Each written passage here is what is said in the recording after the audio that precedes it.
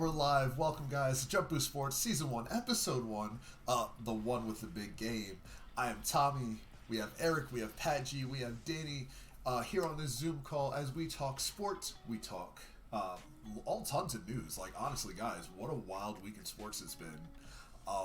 We have so many notes to go over. We have a couple different opinions as well. I know Eric, Pat, and Danny, you guys have a few different ideas of what I have that will be going on towards one of our main topics, which we'll start off with. But before then, guys, you want to say hello to anybody? Say anything special? Well, thank you so much for having us. It's awesome to be here for the first episode. I'm really looking forward to doing this weekly with you guys. I think that we are all going to bring a lot of different sports takes to the table, especially with where our allegiances lie in terms of sports. So I think that it's going to be a lot of fun. Shout out JumpBoost Gaming, shout out the communities that follow us, especially here on Twitch and all the other platforms that we're going to be on as well. And if you're watching right now, thank you so much. We really appreciate it. Yeah, as Eric said, thank you for everyone that's tuning into this first episode. I know that myself and Danny did something a few weeks back with Wildcard Weekend that was good, but it was the beginning of what this is becoming today. It was kind of the lead up to this point, and for everyone that's tuned in and supported us through all of our channels and the JumpBoost Gaming community as well is a big humbling and appreciated feeling for today. Absolutely, as touching on what Pat said, I'm absolutely excited to do this again, and I'm actually happy to have Tommy and Eric along who weren't able to make it to the wild card show that we did. And let's get rocking and rolling, guys. I'm excited. Absolutely. We've got a few people in the Twitch chat. Hello, Joey. How are you doing? Hello, Josh. How are you doing? All right, so let's start off with what I want to call Watson Watch 2021. Deshaun Watson, he wants out of Houston. He wants out of Houston bad. He officially made his trade request earlier in the week. There has been a rumor posted last night. And the rumor is, so far, it looks like a three-way trade between the Miami Dolphins, the Houston Texans, and the Chicago Bears, which the Dolphins would send the 3rd, 36th, and 113th picks in 2021. The 2022 first-round pick. Oh, wow. No, this is more. The 3rd pick, the 36 picks, and 113th pick in 2021. The first-round pick for 2022. The 4th-round pick for 2023 would go to Houston. And Tua Tagovailoa will go to Chicago. Houston will send Deshaun Watson and guard Senio Kelemete and the 2022 3rd-round pick to Miami. Chicago would send the 20th overall pick in 2021 to Houston, the 2022 4th-round pick, and 2023 conditional pick to Miami. These were rumored to have been sent and in process as of Saturday evening via the Miami press.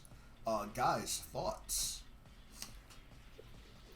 So I gotta say that I think that this one's a pipe dream. I really do. I think that Tua's gonna end up staying in Miami, even though there's been the rumors that they don't think he's the one. You can't really judge him after 1 year. I honestly think, looking at Watson Watch, there's only one specific spot that he is going to end up landing, and this is gonna throw you guys for a loop. I think it's San Francisco. I think we're going to see Watson end up in San Francisco. I think we're going to see Jimmy Garoppolo going back across the country into New England.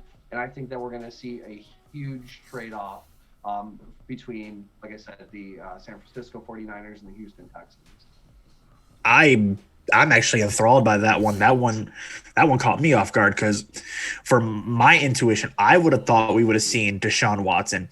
Yes, he would have got out of Houston, but he would have actually went to New England himself. He wouldn't have gone across the bay over to San Francisco. I thought personally, Bill Belichick, the masterminded he is, would have pulled some kind of little swerve on all of us and would have snagged Deshaun Watson, because I honestly think he fits the New England place game really, really well. The only problem you have there with Bill Belichick is Bill Belichick did praise him in 2019, saying that he thought Deshaun Watson was arguably one of the best quarterbacks ever played. He said that the talent was there, but I don't think that New England has the trade fodder, if you will, to acquire him.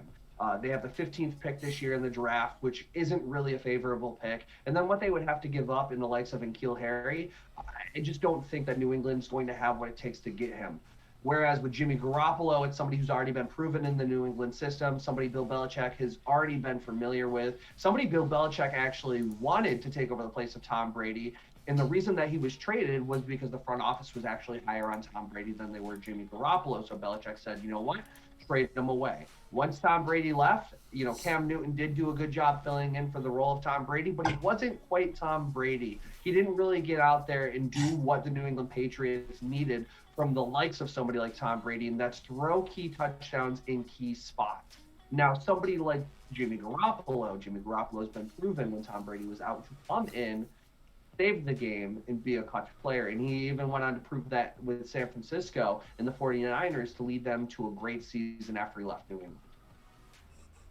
The thing with the Deshaun Watson trade is you also have to look now at the first blockbuster trade of the offseason with Matthew Stafford and Jared Goff. Does that trade affect Deshaun Watson's value at all? And to be completely honest, it shouldn't in any way, shape, or form. Is the deal between the Lions and the Rams for Stafford, Goff being traded, and then the multiple first-round picks and then the third-round pick as well, that shouldn't set a precedent for anything as far as Deshaun Watson. Deshaun Watson came off a season where he threw for over 4,500 yards on a 4-12 team with very little help on the offensive side of the ball. They traded his best offensive weapon in DeAndre Hopkins and replaced him with Brandon Cooks. And then, of course, now Will Fuller's going to be gone, and the Texas front office has come out. They're like, we have no intention of trading Deshaun Watson, but they've also worded it to where they're taking it day by day. So if the right offer was to come along, they're not opposed to it either. And again, touching on that, like they said, they're not going to be opposed to trading Deshaun Watson away. But what do you do? Like, if you say you're not going to trade away your star, you don't want to trade him away, but he doesn't want to be there. Now you have conflicting interests between your star quarterback and management. He could choose to be like, you know what? I'm not going to play. I'm going to sit the bench until you guys give me what I want. And that's been a precedent that's been set with Le'Veon Bell. And so Le'Veon Bell did that with the Steelers until he got, taken care of. The other thing that I want you guys to remember is the $29.3 million contract that he has. For a quarterback that's playing like him, that contract is very, very, economically friendly for any team that's looking for him. And speaking of other teams that could really use a quarterback, we haven't even talked about the Washington football team yet. I think that would be another amazing spot for Watson to end up. I think that if he ended up there, he would have the tools to take that team to the playoff run within the first 2-3 years that he would be there. Yeah. Eric, speaking of what you said with the Washington football team, they released quarterback Dwayne Haskins Jr., and he got picked up by Pittsburgh, who now learns under – blows my mind. Yeah. Well, the thing with Pittsburgh picking him up is Mike Tomlin was very high on Haskins Jr. coming out of the draft. Honestly, Tomlin was trying to push the front office in Pittsburgh to draft Dwayne Haskins Jr. as a replacement for Ben Roethlisberger. Which now, looking at it going into the 2021-2022 season, Big Ben, this is possibly maybe his last year or might even be his last year going into the offseason. He may take the time during the offseason to teach and mold Dwayne Haskins Jr. into being Pittsburgh's next starting quarterback. Because, you look at Mason Rudolph. Mason Rudolph he's only got a deep ball. He's not very consistent with his short passes or even over the middle throws. He's only got the deep ball. He only relies on wanting to be that playmaker for the team when you need to be a well-rounded, that connection for your team. So I love the idea that Dwayne Haskins Jr. is going to be with Pittsburgh, and I hope he actually gets the opportunity to shine. Well, if Eric brought up the $29.3 million money with Deshaun Watson, looking at the salary cap going into the 2021 season, is there's only a handful of teams that actually could afford afford taking on that money. Yes, while Deshaun Watson already has the guaranteed money from the signing bonuses and everything, that falls on Houston. $29.3 million is a lot of money to contract to one player, especially in a season where you're looking at the salary cap to be only about $180 million next year. And based on Sport Tracks, which covers all the major sports and their salary caps and everything, there's the top 10 teams according to Sport Tracks cap space wise: Jacksonville, Indy, the Jets, Patriots, Bengals, Washington, Tampa Bay, Miami, Chargers, and Cleveland. That's your top 10, like, as far as having the most cap space going into the offseason as far as this upcoming offseason. Plus, when that cap drops to $180 million, you're not going to be able to just afford these ridiculous contracts that these quarterbacks have seen over the past years. Case in point, look at the Kansas City Chiefs. This upcoming year, the Patrick Mahomes deal kicks in. Right now, they're projected paid quarterback in the NFL right now. Like, it's wild. Hey, let's look at it like this. Patrick Mahomes is going to retire a Chief. He was brought into the Chiefs. He's going to end with the Chiefs. That man ain't going nowhere. No, but this is the thing is. Okay, yeah, you got me there. You got me there on that one. This is the thing is, yes, you have Mahomes is going to be a Chief regardless. But the thing is, with that Mahomes contract kicking in, the Kansas City Chiefs are now going into next year at minimum almost $20 million under the salary cap.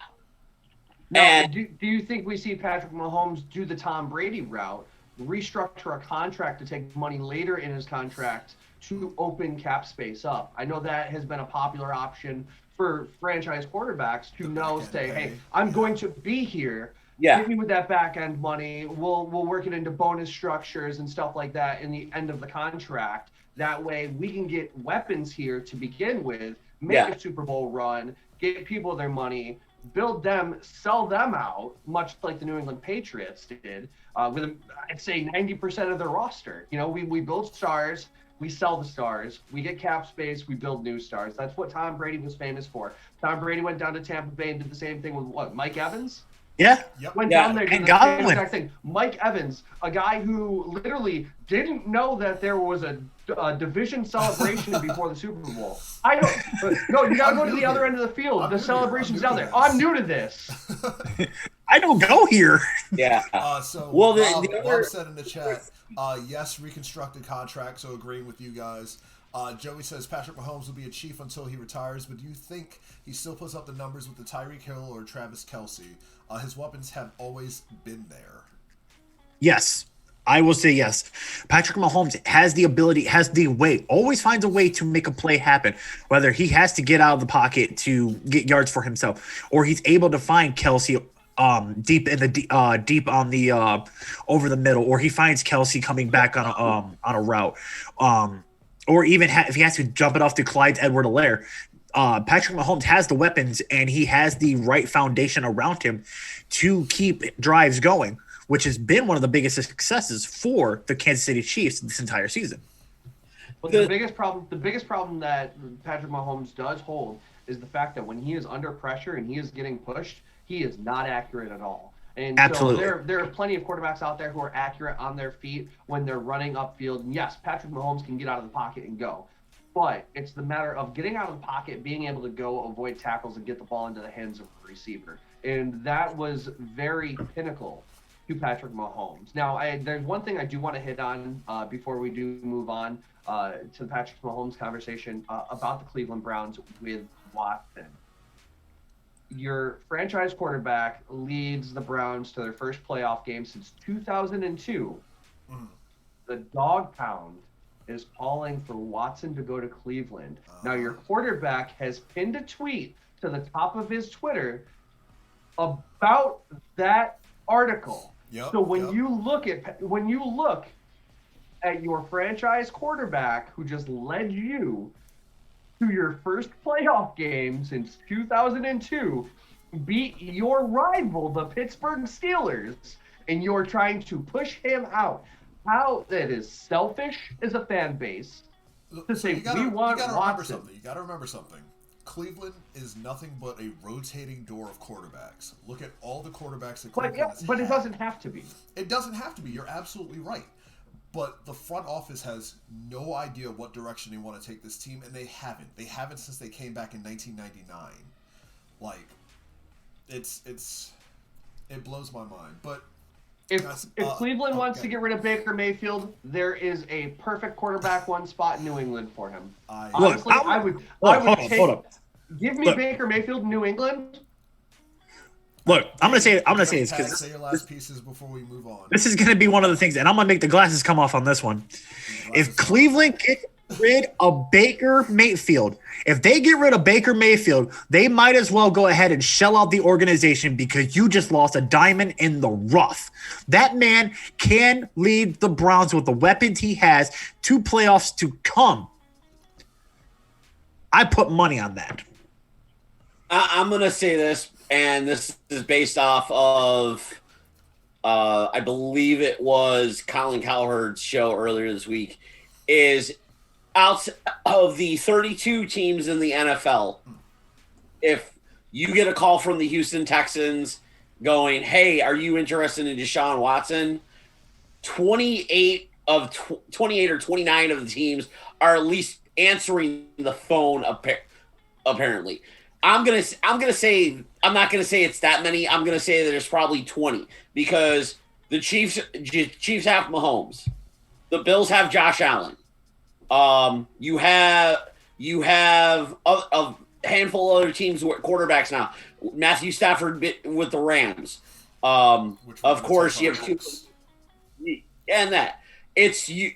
At least 20 teams in the NFL are going to pick up that phone if Nick Caserio calls and says, hey, what is your interest in Deshaun Watson? And if you have interest, what are you willing to give up? Because, like I said just earlier, the trade where Matthew Stafford with Jared Goff should not dictate the market for Deshaun Watson. So, Danny, you have some people disagreeing with you about your statements about Mahomes. Pizza Pat disagrees heavily. Joey says he's not 07 Vic. Without his weapons, I don't think he succeeds nearly as much. Even back in 07, Vic had guys like Warwick Dunn, Crumpler, etc. that he could dump it off to for big plays. Without weapons, I don't think Mahomes gets his done nearly as well. Pizza Pat says Alex Smith wasn't putting up numbers with the same weapons. Rob says he thinks Mahomes will have players regardless. You can't say Mahomes isn't accurate and Baker is. I do have to agree with that. Baker is super inconsistent. But yeah, we've talked about it a few times now. There was a massive trade that was passed between the Los Angeles Rams and the Detroit Lions. Essentially trading quarterbacks here. Matthew Stafford headed from Detroit to LA. Jared Goff headed from LA to Detroit. Now, here's some stats. Matthew Stafford has 282 career touchdowns. He was the number one overall pick in 2009. He led Detroit to 3 wildcard appearances. He does turn 33 next Sunday, and he is injury riddled, as we know. He is the all-time leader in passing yards and touchdowns thrown by a Detroit Lion. Jared Goff went number 1 overall in 2016. As we saw this season, he was working with a surgically repaired thumb that he came back for that playoff game, which they did inevitably lose. He is majorly inconsistent. You cannot disagree with that. So Detroit gives up Matthew Stafford. The Rams give up their 2021 third-round pick as well as their 2022 and 2023 first-round picks. The Rams have not had a first-round pick since 2016, that being Jared Goff. Guys, what do you think? Honestly, in my opinion, the Rams were not an offensive-heavy team. Like, they were controlled by their defense, whether it was Jalen Ramsey or Aaron Donald. Like, those were the stars of that team. I don't think Jared Goff being gone, I don't think Matthew Stafford being a part of the offense now makes a difference in that. I think that they still need more weapons on the offensive side to be a threat. The NFC West in itself is a lawless wasteland. So what do you guys think? I think honestly, both teams win in this. You know, you look at Matt Stafford. This is a guy who's finished games hurt. He is hard-nosed. He is hardcore to the bone. He is gritty. And I think that that's something that's going to be a welcome change in the Rams offense. I think that his experience in Detroit will also help him. I mean, you got to think that crowd there is very unforgiving. They're very loud, and they are very vocal about displeasure of the team. So I think that, you know, he'll be able to take that. He'll be able to run with it. And, you know, I see the Rams doing pretty decent next year. Like you said, the defense was the star of the team last year. And I think that Matt Stafford, if given the right tools, you know, and the right offense, could run with it. Whereas Jared Goff, I mean, we've seen him fail plenty of times already. But he's still young. That's the other thing, too, is he's still very young in the NFL. You know, if you're under 10 years in the NFL, I still consider you very young, because you look at Tom Brady, who's been doing it for 20 years. Yeah. And, you know, you can't really base somebody's experience now on how long they've been in the league. But, you know, I think that in Detroit, given the opportunity, we could see him turn around. I think, you know, like I said, both teams really won in this one. It was shocking. Yeah, it was shocking to see it happen. Absolutely. The thing with this trade is Stafford going to the Rams gives Stafford something that he never truly really had in Detroit. A stable running game in Cam Akers. You give him a very good defense, which up the regular season, the Los Angeles Rams had the number 1 rated defense in the league. And then on top of that, you give him various weapons, whereas in Detroit, you really only had Kenny Galladay. That was his main weapon. Yeah, you had T.J. Hawkinson, you had Marvin Jones Jr., but in L.A., he's got Connor Coop, he's got Robert Woods, he has Cam Akers, he has the 2 tight ends. Like, you have weapons for him. And that also the thing with Stafford and Goff is Stafford doesn't now have to rely on throwing the ball 50 times a game, to where you might be able to see Stafford improve his completion percentage, improve his stats a little bit more, throw less interceptions, throw more touchdowns, because you have that running game with Cam Akers. Biggest thing is touching on what Pat said. Yes, we now get to see Matthew Stafford potentially, you know, not have to throw the ball over 40, 50 times a damn game. My biggest thing is now I want to see which team is going to benefit the most during the season with their now new respective quarterbacks. Can the Rams actually, you know, can they be a front runner in winning the division? Can Detroit actually come out of last place?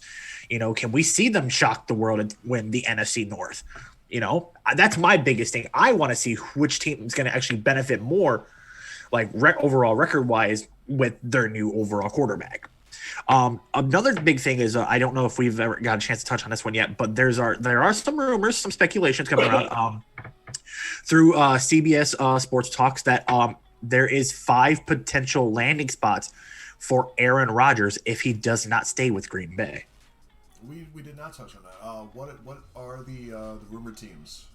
So the 5 rumored teams, and I will go in order on the from based off what the report is telling me.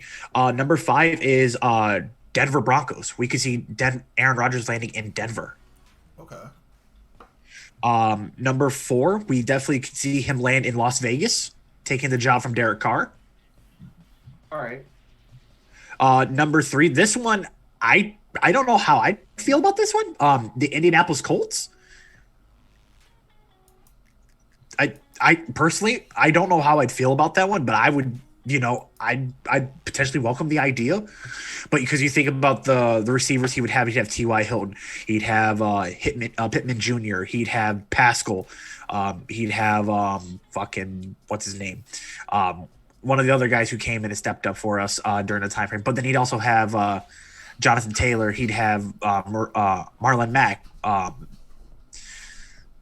I'm blanking on names right now. It's kind of sad. Well, the interesting thing with Aaron Rodgers is there were multiple teams in on the trade with Matt Stafford. Washington was involved, Indianapolis was involved. It was Detroit ended up taking the best deal that they got, and that was from the Rams.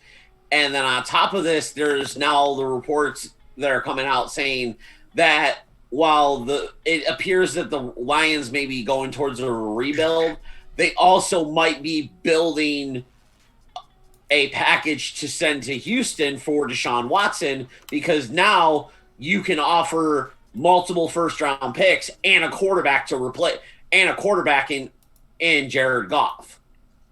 So there's the talks of Detroit going, okay, hey, we're going to give you Jared Goff plus our first round this year, LA's first round next year, and then the first round following that one, because you're taking on all that money from Jared Goff's contract, plus putting Deshaun, plus we're replacing your quarterback, giving you at least somebody that doesn't leave you in the linger. I can agree with that. I think the big thing to remember too with Aaron Rodgers is that, I don't think he wants to leave Green Bay. I really don't. I don't think he wants to leave Green Bay. He was on the Pat McAfee show speaking about, how he hates leaving at the end of the season, saying goodbye to teammates that maybe their last time in a Packers uniform, saying goodbye to coaches, maybe their last time, working for the team in that league. So, it's one of those things where I think that it would be kind of bittersweet to see Aaron Rodgers leave the Packers. But what if Aaron Rodgers goes the route of Brett Favre and ends up in Minnesota? That would be wild. That would be wild. Or even Chicago, because Chicago's looking for a quarterback. Chicago's always looking for a quarterback, I feel. Well, yeah, but Chicago's been one of those teams that have been talked about in multiple quarterback changes, where because you're most likely not bringing back Mitchell Trubisky. You have this monster deal with Nick Foles, but he doesn't have the confidence of the front office. Honestly, the Bears could go out and go, "Hey Packers, we'll send you Nick Foles. We'll send you Nick Foles and X amount of picks for Aaron Rodgers." It's a possibility. It's a big possibility. And if that happens, this gives the Bears a quarterback. Aaron Rodgers obviously has gas still left in the tank. I think with Aaron Rodgers, I think you're going to see him get close to 20, 21, 22 years in the league like Tom Brady, but Aaron Rodgers could give you a good 2, maybe 3 years before you end up wanting to draft a successor. Yep, I agree. So Joey says in the chat, 90% of the time a franchise QB leaving his team going elsewhere is never a good thing. It's never the same look. Aaron's best career choice is retiring with Green Bay. We know that for a fact after seeing Brett Favre go to Minnesota and then later on the Jets. I truthfully cannot disagree. What do you guys think? Jumping on. Looking at everything with Tom Brady. Tom Brady's a perfect example. Everyone said that he was a system quarterback in New England, and he goes down to Tampa Bay and takes the team to the Super Bowl. There have been plenty of quarterbacks out there in the history of the NFL who have left their team and gone on for success. So I think 90% is kind of high. I think that, it's always a risk leaving the franchise that built your name. And I think that a lot of the time you see a lot of the backlash from the fans of that team. And you got to remember, at the end of the day, the NFL is a business. So, the success is only measured by wins and losses. So, you can go down and have a great season and, miss out on the playoff. That happens in the NFL. There's teams who are, have losing records in the playoffs, when there's teams with winning records who don't win their division or don't make it into the playoffs because that's just the NFC East as a whole. We exactly. Won't even talk about that. And so, it's one of those things where these quarterbacks, I mean, it's like that with any franchise player, really. You know, you look at the franchise player and their measure of success is what they did in their first team. Well, can you really have a measure of success when you have a bar set? Yes, I think there's a bar set, but you can't really measure success based on how well they did. Honestly, you measure the success of how well they did to replace the guy they played against, or replace the guy that they're on their team. You know, so when Brett Favre went to Minnesota, was he the better quarterback above who he replaced? Yes. Was he the better quarterback of who he replaced in New Jersey? I'm not even going to call them the New York Jets. They're the New Jersey Jets, okay? The New Jersey Jets. You play in the Meadowlands, okay? You're from New Jersey, all right? And everything's legal in Jersey. Brett Favre and his Crocs are legal in Jersey, okay? So you know, that's the thing you got to look at as a statistician, a fan. You really got to look, did his succession on the team he's playing for now, was he a better successor? You know, the Browns quarterbacks are a perfect example. Look at the Browns quarterbacks, the list. What was the succession of the quarterback who replaced him? You know, did he do well? You know, but a losing season's a losing season. But if you come in and replace the quarterback who went 0-16, like, I mean, well, you also look at even quarterbacks before then. Joe Montana had a Hall of Fame career with San Francisco, eventually got pushed out because for Steve Young, Montana went to Kansas City and still performed to a high level. He had two Hall of Fame careers. Yeah. So it's the thing of not all the time you're going to have a quarterback who's established in one team go to another team and not fall apart. Granted, yes, you saw some of the changes. Phillip Rivers leaving the Chargers for Indianapolis. Phillip Rivers still led the Colts to a division championship, to a playoff game. Like he had a very good season. This is true. It's not all about the quarterback. It's about the talent surrounding the quarterback, because this is the thing. A lot of people say, yes, Tom Brady left the New England Patriots. He went to Tampa Bay. Look at all the weapons he had down in Tampa Bay. Absolutely. Look at the weapons they brought in for him. But look at what the weapons. Yeah, exactly. Look at the weapons they brought in for him. They brought in Gronkowski. They brought in Antonio Brown to add to the already stacked weapons he had. They brought in Leonard Fournette to team up with Ronald Jones. I guess I have a question for you. I have a question for you there, Pat. Does that technically make Tom Brady a system quarterback then at that point, bringing in two of his weapons from New England? Albeit when Antonio Brown played for New England, it wasn't long, but he was still a weapon when he played. No, but Rob Gronkowski, definitely a cup of coffee. Somebody who was a cornerstone of the New England offense, was a cornerstone now of Tampa Bay's offense. Got the ball less than he did in New England, but when you see Tom Brady and Rob Gronkowski on the same offense, you have to cover him, which opens up so many options for other players to get the ball. Mike Evans, like you said, the run game. So do you think that at that point that does make Tom Brady technically, for all intents and purposes, a system quarterback? I don't think that it makes Brady a system quarterback, because you went from two very different systems. Yes. You went from a Bill Belichick system where it was Brady did not throw the deep ball a lot in New England. He had the arm to do it when he had it. Like the passes to Randy Moss and other receivers in New England, and he even threw deep passes in Tampa Bay. But Brady is more of a short to intermediate tight end, wide receiver, drag in, cut route type thing. And when they brought Gronkowski in, I think Gronkowski was there to help make Brady a little comfortable, but also help grow OJ Howard into the type of tight end that Tom Brady likes to utilize so much. Honestly, whether you say he's a system quarterback or not, he's effective. Let's just be real. Yes. Oh yeah. Absolutely. So before we're gonna save a little more Tom Brady talk for later on. Let's move on to right now an NHL note. So Alex Ovechkin scored his 708th NHL goal, tying Mike Gartner for 7th all time. in his first game back after missing 4 due to COVID protocol. So Ovi's one of the best players in the league, but hands down, one of the biggest stars. If he isn't beyond the rules of playing restrictions, of anything like that, when do players start taking them seriously? Especially looking at how Dallas had to postpone their first 4 games of the season due to positive COVID tests in their staff.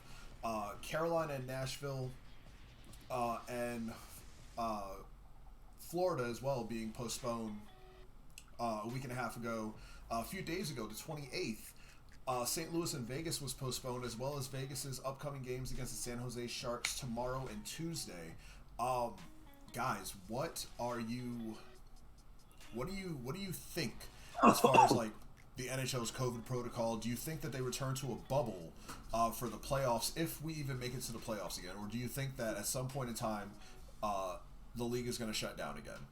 I honestly think that the NBA proved that the bubble works. The NBA showed that the bubble is effective. The NBA has also brought teams to the guillotine when they break protocol. Players have been released, coaches have been fined, teams have been fined. You know, the NBA is very, for lack of a better term, cutthroat when it comes to these protocols, because they know to make money, you got to have the star players. To have the star players, you have to have the effective bubble. And, you know, yeah, it takes away from, you know, guys like Giannis going out into Tampa Bay for the first time and getting to experience Tampa because he's stuck in the bubble. But he's being protected. You know what I'm saying? You got to protect the stars. You got to protect the players. And the fact of the matter is in the NHL, arguably one of the youngest, you know, leagues out there. Absolutely. You know, you got a lot of kids, starters, a lot of kids get into the league at 15, 16.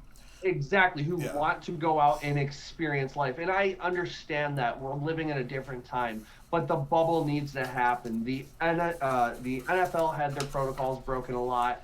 The MLB had protocol broken so much that we got a third of a season. Yeah. You know, so the NHL needs to take a page out of the NBA's book, play in a bubble. You have plenty of areas. They did it for the playoffs, and it worked. Perfectly fine. There was not a single positive test the entire time they were in the bubble for the playoffs. And that's what I gotta say, is that the bubble is effective.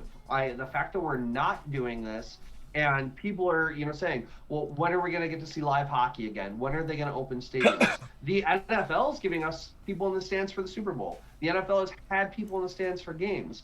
The reason NHL isn't is because we don't have an effective bubble. Until we can make sure the players are safe, we can't start to begin to think that the fans are going to be safe. Absolutely. And the thing is with the NHL is the NHL, when they released the schedule for 2021, they're like, okay, we're going to play 56 games. The thing is when they released the schedule, they were trying to play 56 games in like 56 or 70 nights or something, or 75 days or whatever. Because it was basically like, all right, you're 2 back-to-back games versus the same opponent. Yep. You get a day of travel, and then you're back-to-back again the next opponent. So it's like when they released the schedule, it was like, all right, everybody's playing 56 games in the next like 75 to 85 like 90 days. days, yeah. Yeah, 90 days and that. Of course you're going, and because of these players not being in the bubble like they were last year for like the playoffs, or even the NBA, like Eric said, the NBA last season, playing in one location, and they had all the courts for all the home teams or whatever, that you're going to run into this situation because of the fact that you're quote-unquote playing the same teams in your division, but yet you still have to travel. You have the case in point, you have the Flyers and Sabres in Philadelphia and Pennsylvania and New York. You're still traveling. You're traveling from Philadelphia to Buffalo, Buffalo to Philadelphia, Philadelphia to New York, New Jersey to Buffalo. And then you locked all the Canadian teams up in you have all the Canadian teams that are just playing each other, but and they still have to cross provincial lines. Yeah, like, you It's just like crossing states. Like, you still have to cross line. Like, everybody's still traveling, like, for the most part in the league. And this is the thing is, while the NFL, yes, the NFL allowed fans in the stands, the thing was, it wasn't the NFL exactly allowing it. The state, the teams, and the states had to submit a plan first that covered all aspects of COVID-19 related security and safety precautions to even get to that point. Case in point, the Buffalo Bills' first home game. Yes, New York State, their Governor Cuomo came out and said, all right, we're going to allow 6,700 people. All right, cool. Of all 6,700 people that had season tickets for that first wild card game had to pay $63 for a COVID test that had to be negative before crossing the gates. I guarantee you that every NFL team that has had fans in the season has had a similar setup to where you have to have a COVID test before you come to the game. And when you get to our gates, you have to have the piece of paper or something on your phone stating that it was a negative COVID test within the last 72 hours. Correct. And we did see a couple problems. If I'm correct, it was Kansas City that had a bunch of fans test positive when they showed up. So it's not the most effective thing when you don't have a true plan in place. Like, you can pass it all along, and it can sound great to the government.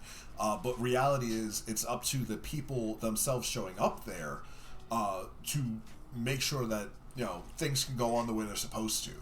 And I think that's the big problem that a lot of these places are running into, especially in the NFL, because the NFL is one of the only places that are really allowing fans into stadiums. What's the Super Bowl gonna have? I believe it's gonna have 30%. 30% capacity. So, like, that's wild to me. But speaking of, you know, teams that have played in bubble situations, no fans, the Colorado Rockies. The Colorado Rockies are making some questionable moves. The Colorado Rockies traded second baseman Nolan Arenado to the St. Louis Cardinals in an absolute steal. Like, there was no way about it. It was highway robbery. He's on the move for $50 million in prospects. So they still need to figure out Arenado's no-trade clause, his opt-out clause, a couple other things. God. The deferred payouts, the minor leaguers that are headed to Colorado. Like, it's... that whole situation is just ridiculous with the way his contract is. Because the thing is Arenado had the no trade agreement in his contract. Like, he had to waive that. Correct. And then on top of it, I read on Twitter when the trade happened, multiple people on Twitter that broke the trade were like breaking down the contract, like the contract terms and everything. Arenado, if he chooses, can literally opt out after next season. So he could be with St. Louis for this season and next season, and then literally opt out and go in free agency. Yeah.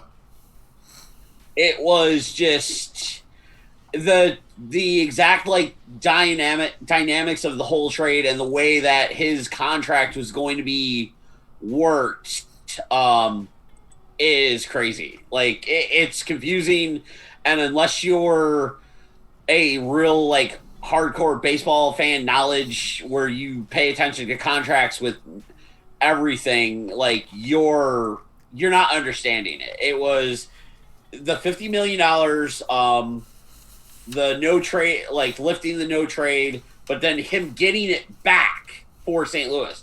So it was like, okay, I'm going to lift my no trade clause for you to trade me, but I want it back with the trade. So I think that's honestly, it simply breaks down to the fact that he knows he wants to be in St. Louis. He knows he wants out of Colorado. And Colorado says, all right, we'll dump the money. That's fine. We'll gladly dump the $50 million. We'll invest it somewhere else, and we're going to be getting prospects back.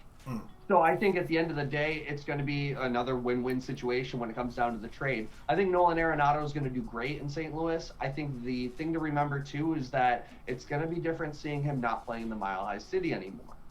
You know, you're not going to have the ball carrying like he used to. This isn't the dead ball era. Well, it may be the dead ball era for Nolan Arenado because he doesn't have the carry to take it over 400, 500 some odd feet in Colorado. Yeah, absolutely. And what this does is this makes the St. Louis Cardinals a top favorite for the World Series automatically. Absolutely. Do you think it shifts the NL Central that much? That we're no longer seeing like the Cubs as a dominant team because they have been, honestly, since their World Series win. The Cubs have been one of the most dominant teams in the NL Central. Do you think? But the Cubs have lost main pieces. This is true. They have lost so many pieces. Do you think it shifts back to St. Louis how it was in like the early 2000s, opening 2010s? Mm-hmm. Yeah, absolutely. And the thing is one of the things that you have to take a couple of things away from this trade is what I just said. The Cardinals they immediately become the National League Central favorite automatically with the line and with Arenado on their team. With the Cubs, as dominant as the Cubs have been, there's been multiple talks about them shipping guys out, from Chris Bryant to Javier Baez to Anthony Rizzo. Yep. Rob just said the Cubs lost 9 pieces. So yeah. So like the Cubs at this point may start trading their stars just to try to rebuild and go, okay, you know what? Let's trade these guys that we have now. Let's get some high-end prospects. Let's rebuild it because and whatnot. And then on top of it, it's also with the Rockies trading Arenado, you also have to look at now people potentially looking at Trevor Story, who now is one of the key pieces of Colorado. And if Colorado's really looking to just sell out and rebuild, Trevor Story could be a name that's on the trade market next. I honestly think right now, looking at the way everything is in baseball, I think you're going to see a lot of teams in the National League rebuilding because it's the Padres League right now. It absolutely I don't care what is. I do not care what anybody says between the pitching staff, and I said this last year. You did. Everyone on here you were can confirm absolutely it. right. I said last year. I said the Padres are going to be unstoppable this year, and if they get pitching over the next 5 years, especially with guys like Danielson Lamet, they're untouchable. They are absolutely untouchable. And the Padres division, they have a 6-man rotation now. Yeah, and they're 5. They're 5. Arguably all aces. Yeah, and then because the thing is the Padres literally can run out. You have the 5 aces now. You have Blake Snell. You have Lamet. You picked up other pitchers. You have Mike Clevenger there as well. So it's literally the Padres have a 6-man rotation, and then on top of that, the moves that they've made on the offense, and they're dominant. Absolutely, and they were dominant last year too. Yeah. They were. You looked at the Padres; they had a team that nobody thought was going to be competitive. You know, you looked around the horn, and when you got to third base, you're like, oh, great. You know, this is a guy that was notoriously bad for the Dodgers. I mean, his swing at that inside slider will forever play in my mind against the Red Sox in the World Series. That final swing, that big old whiff to lose it all, after the Dodgers were expected to just run roughshod over everybody.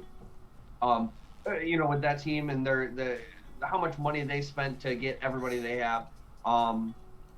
It's just mind-blowing that Manny Machado is over there at third base just running the team. And then you look at shortstop, you look at first base, you look at, like I said, their entire pitching staff. These are guys that are becoming brand names in Major League Baseball specifically for the fact that they're playing like the Boston Dirt Dogs of 2004. They're going to start running over the league. I'm sorry, did that hurt your feelings a little bit? Little bit. Brought back some PTSD. But it is so true because this Padres team is so unbelievably dominant for such little money, and then they add the pitching. Yeah. I think that was their biggest problem last year was they did not have a strong pitching core. They had a good pitching core, but not a strong one. I can agree and with now that they have a strong pitching core, they have a dominant offense. Yeah. If they had gone 162 games last year, Tatis would have broke records. I 1,000% agree. Pat, you were saying? So this is from rotochamp.com, which does a lot of the projections and everything for sports. Okay. The projected 2021 lineup for the San Diego Padres. Trent Grissom leading off, Fernando Tatis hitting second, Machado hitting third, Hosmer fourth, Pham fifth, Will Myers sixth, Cronenworth seventh, Austin Nola eighth. Their projected starters: Yu Darvish, Dilson Lamet, Blake Snell, Joe Musgrave, Chris Paddock, Adrian Marjan, and then the pitcher they got from the Indians as well, Sunshine. Clevenger. He's on their rotation is there. So right now the Padres have as deep as a 7 to 8 man starting rotation, which is insane. It's absolutely insane. And then you get somebody like Clevenger in the playoffs who can come out of the pen. Yep. Like you Darvish out of the pen.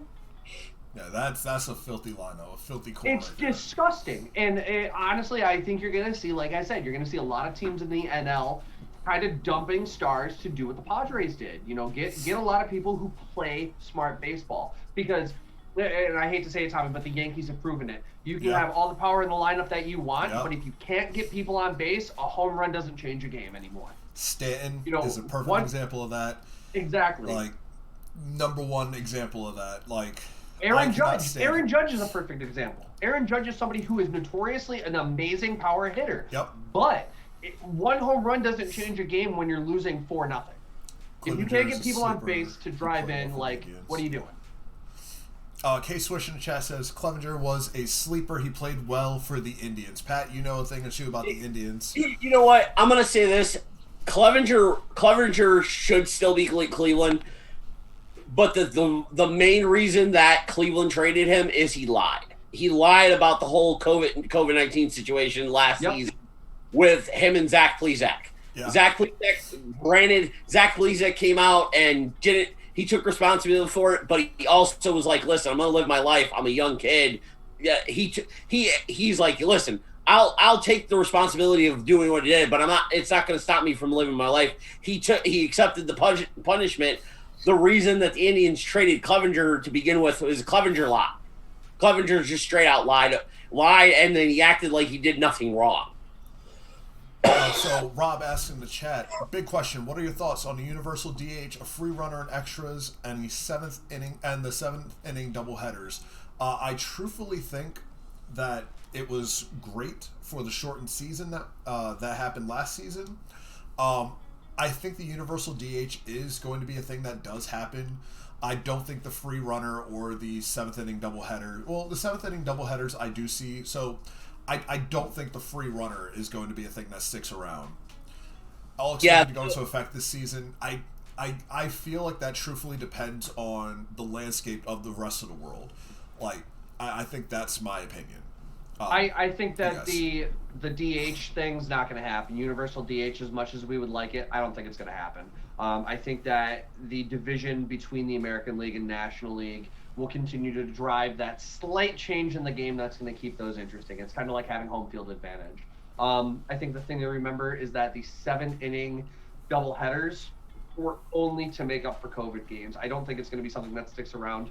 Yeah. I think it'll stick around for the COVID era of baseball, but I don't think past that it's going to happen. And I know a lot of players, especially in the players union, were very upset about the late inning runner starting at second base and extra innings because of the fact that, you know, when you have a runner starting on second, it's a bunt and a sac fly that wins the game. Absolutely, absolutely. You know, so if they go out lights out in the top of the 10th, you get to the bottom of the 10th, it's sac bunt, sac fly, game's over. Where's the strategy in that? You know, why are you going out there? Why wouldn't you just 3-inning rotations all the way through, like the Rays used to do, the 3-inning rotations between pitchers, keep them all fresh, and then just win it in the 10th. Like, why wouldn't you just do that? You know what I'm saying? It would literally make it unwatchable for me, because it would speed up the game, yes, but I don't think right now what we need is a sped up game. I think what we need is,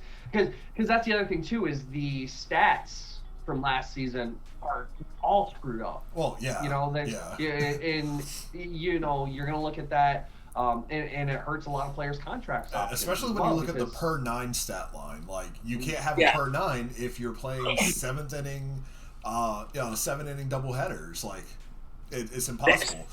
So Angry Dolphin in the chat says, I don't know why Universal DH isn't already a thing, completely unnecessary to expose your pitchers to injury at the plate or on base. Old concept that needs to be phased out. Yes. And I mean, I do agree with that, but the Universal DH, the problem with it is that you have officially taken a player out of the field. And that's the thing, is that players want to play. There's pitchers out there that can hit. You know what I'm saying? So it's not, you're taking those pitchers out of situations like Madison Bumgarner, who can hit the ball. He's notorious for being able to all the hit time, the ball.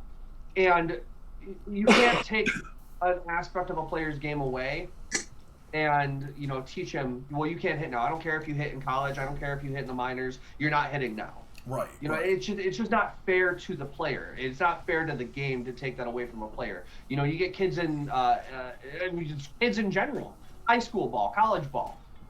People hit the ball. Not every pitcher's a pitcher every week. Sometimes Correct. You're a center fielder. Sometimes you are a utility player. So you look at guys like Shohei Ohtani. Yeah. This guy is he's a fucking amazing batter. Out of the box, the dude hits fifth missiles. There's no other way to say it. The guy puts balls in second tiers of stadiums. All right, so hold on.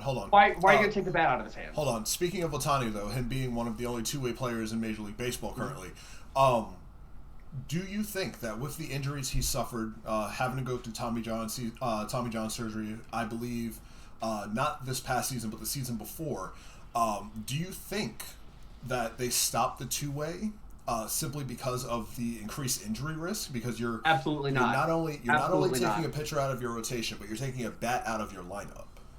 But the thing is you'd be doing the same thing if you had a universal DH. Well, you also got to remember the thing with Ohtani was, before coming over here to play Major League Baseball, he was a megastar in Japan playing, and this is the thing is this is the quote unquote thing that you run aground with, is you have these players from Japan that come over that have spent X amount of seasons playing Japanese baseball. Matsui. Ichiro. Yeah, you have these. Ichiro had a baseball Hall of Fame career in Japan before he came over and had a Hall of Fame career in the majors. Exactly. Yeah. The oldest rookie in Major League Baseball. What was he, 31 when he got in? Yeah. No, that's Matsui. That was Matsui. It doesn't matter. He's still old. That's true. The thing is with these Japanese baseball stars is, Ohtani suffered the Tommy John surgery and it basically lost a pitcher and a hitter. But you also got to remember, he had all the stress on his body from playing Japanese baseball as well. This is true. He wasn't exactly coming in there, fresh young boy out of college. This is true. Yeah, it's not like he was coming right out of college, 22, 23 years old, and spent a couple years in the minors. No. Like it was he playing Major League Baseball in Japan, Hamill played Major League Baseball in America, and whatnot. So your body and this is the thing is with the minors going from single A to double A to triple A, and granted a lot things are different between all levels of baseball. Oh yeah, we'll talk about that as we get closer to spring training. That's time for a different episode. I got all the time in the world for that. Oh yeah. I do real the quick, thing is, Tommy, until for your you. body God. was pro ready. Christian Vasquez is rumored to be going to the Angels from Really? Boston. Yes, apparently they're Wow, showing wow, wow, interest wow. in him. Well, guess we'll have to keep a watch on that one. Adam Ottavino. I have to keep a watch on that one. Oh. All right. So let's move on. Eric, you have some NASCAR news for us. Yes, I do, guys. Today is the 31st of January. We made it. We survived. We did. We survived January. It's very, very, very good thing that we survived. Prestige level 1. 2020 round 2 fight. We have the Daytona 500 coming up February 14th, and I gotta say, guys, I am beyond excited for the Daytona 500. It's arguably it's the Super Bowl of the racing season, and it's weird having your Super Bowl at the beginning of the year. But honestly, it is going to be awesome. We're going to be seeing a lot of really cool stuff, including Michael Jordan's debut of the 23 car, the 23XI team with Bubba Wallace behind the wheel. I think that's going to be awesome. You're going to see the 43 car being taken over by Eric Jones, who just left Joe Gibbs Racing. And right now, they got Denny Hamlin, who won it all last year. He's rumored to be an 8-1 favorite comeback and win the Daytona 500. And so, for the 63rd running of the Great American Race, I'm really excited. There's a lot of really good stuff happening in NASCAR now, and this is the last year of this car model, which is exciting too. We're gonna get the next gen car. I can't even call it the next gen car. The new car. New car. New car. Newer car.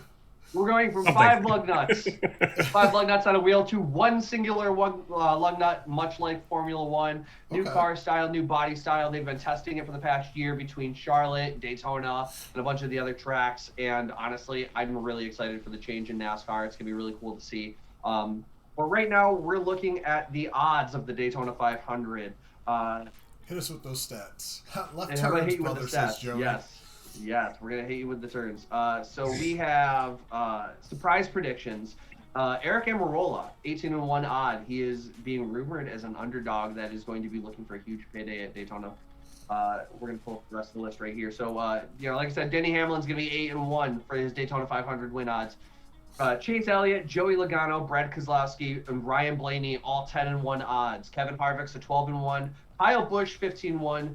William Byron, Eric Amarola, Martin Truex Jr., Kyle Larson, all 18-1 as well. Then you start getting into the lesser known names.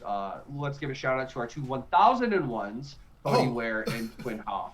1,001 odds, made the odds forever be in your favor. That is a great payout if somebody decides to bet on them.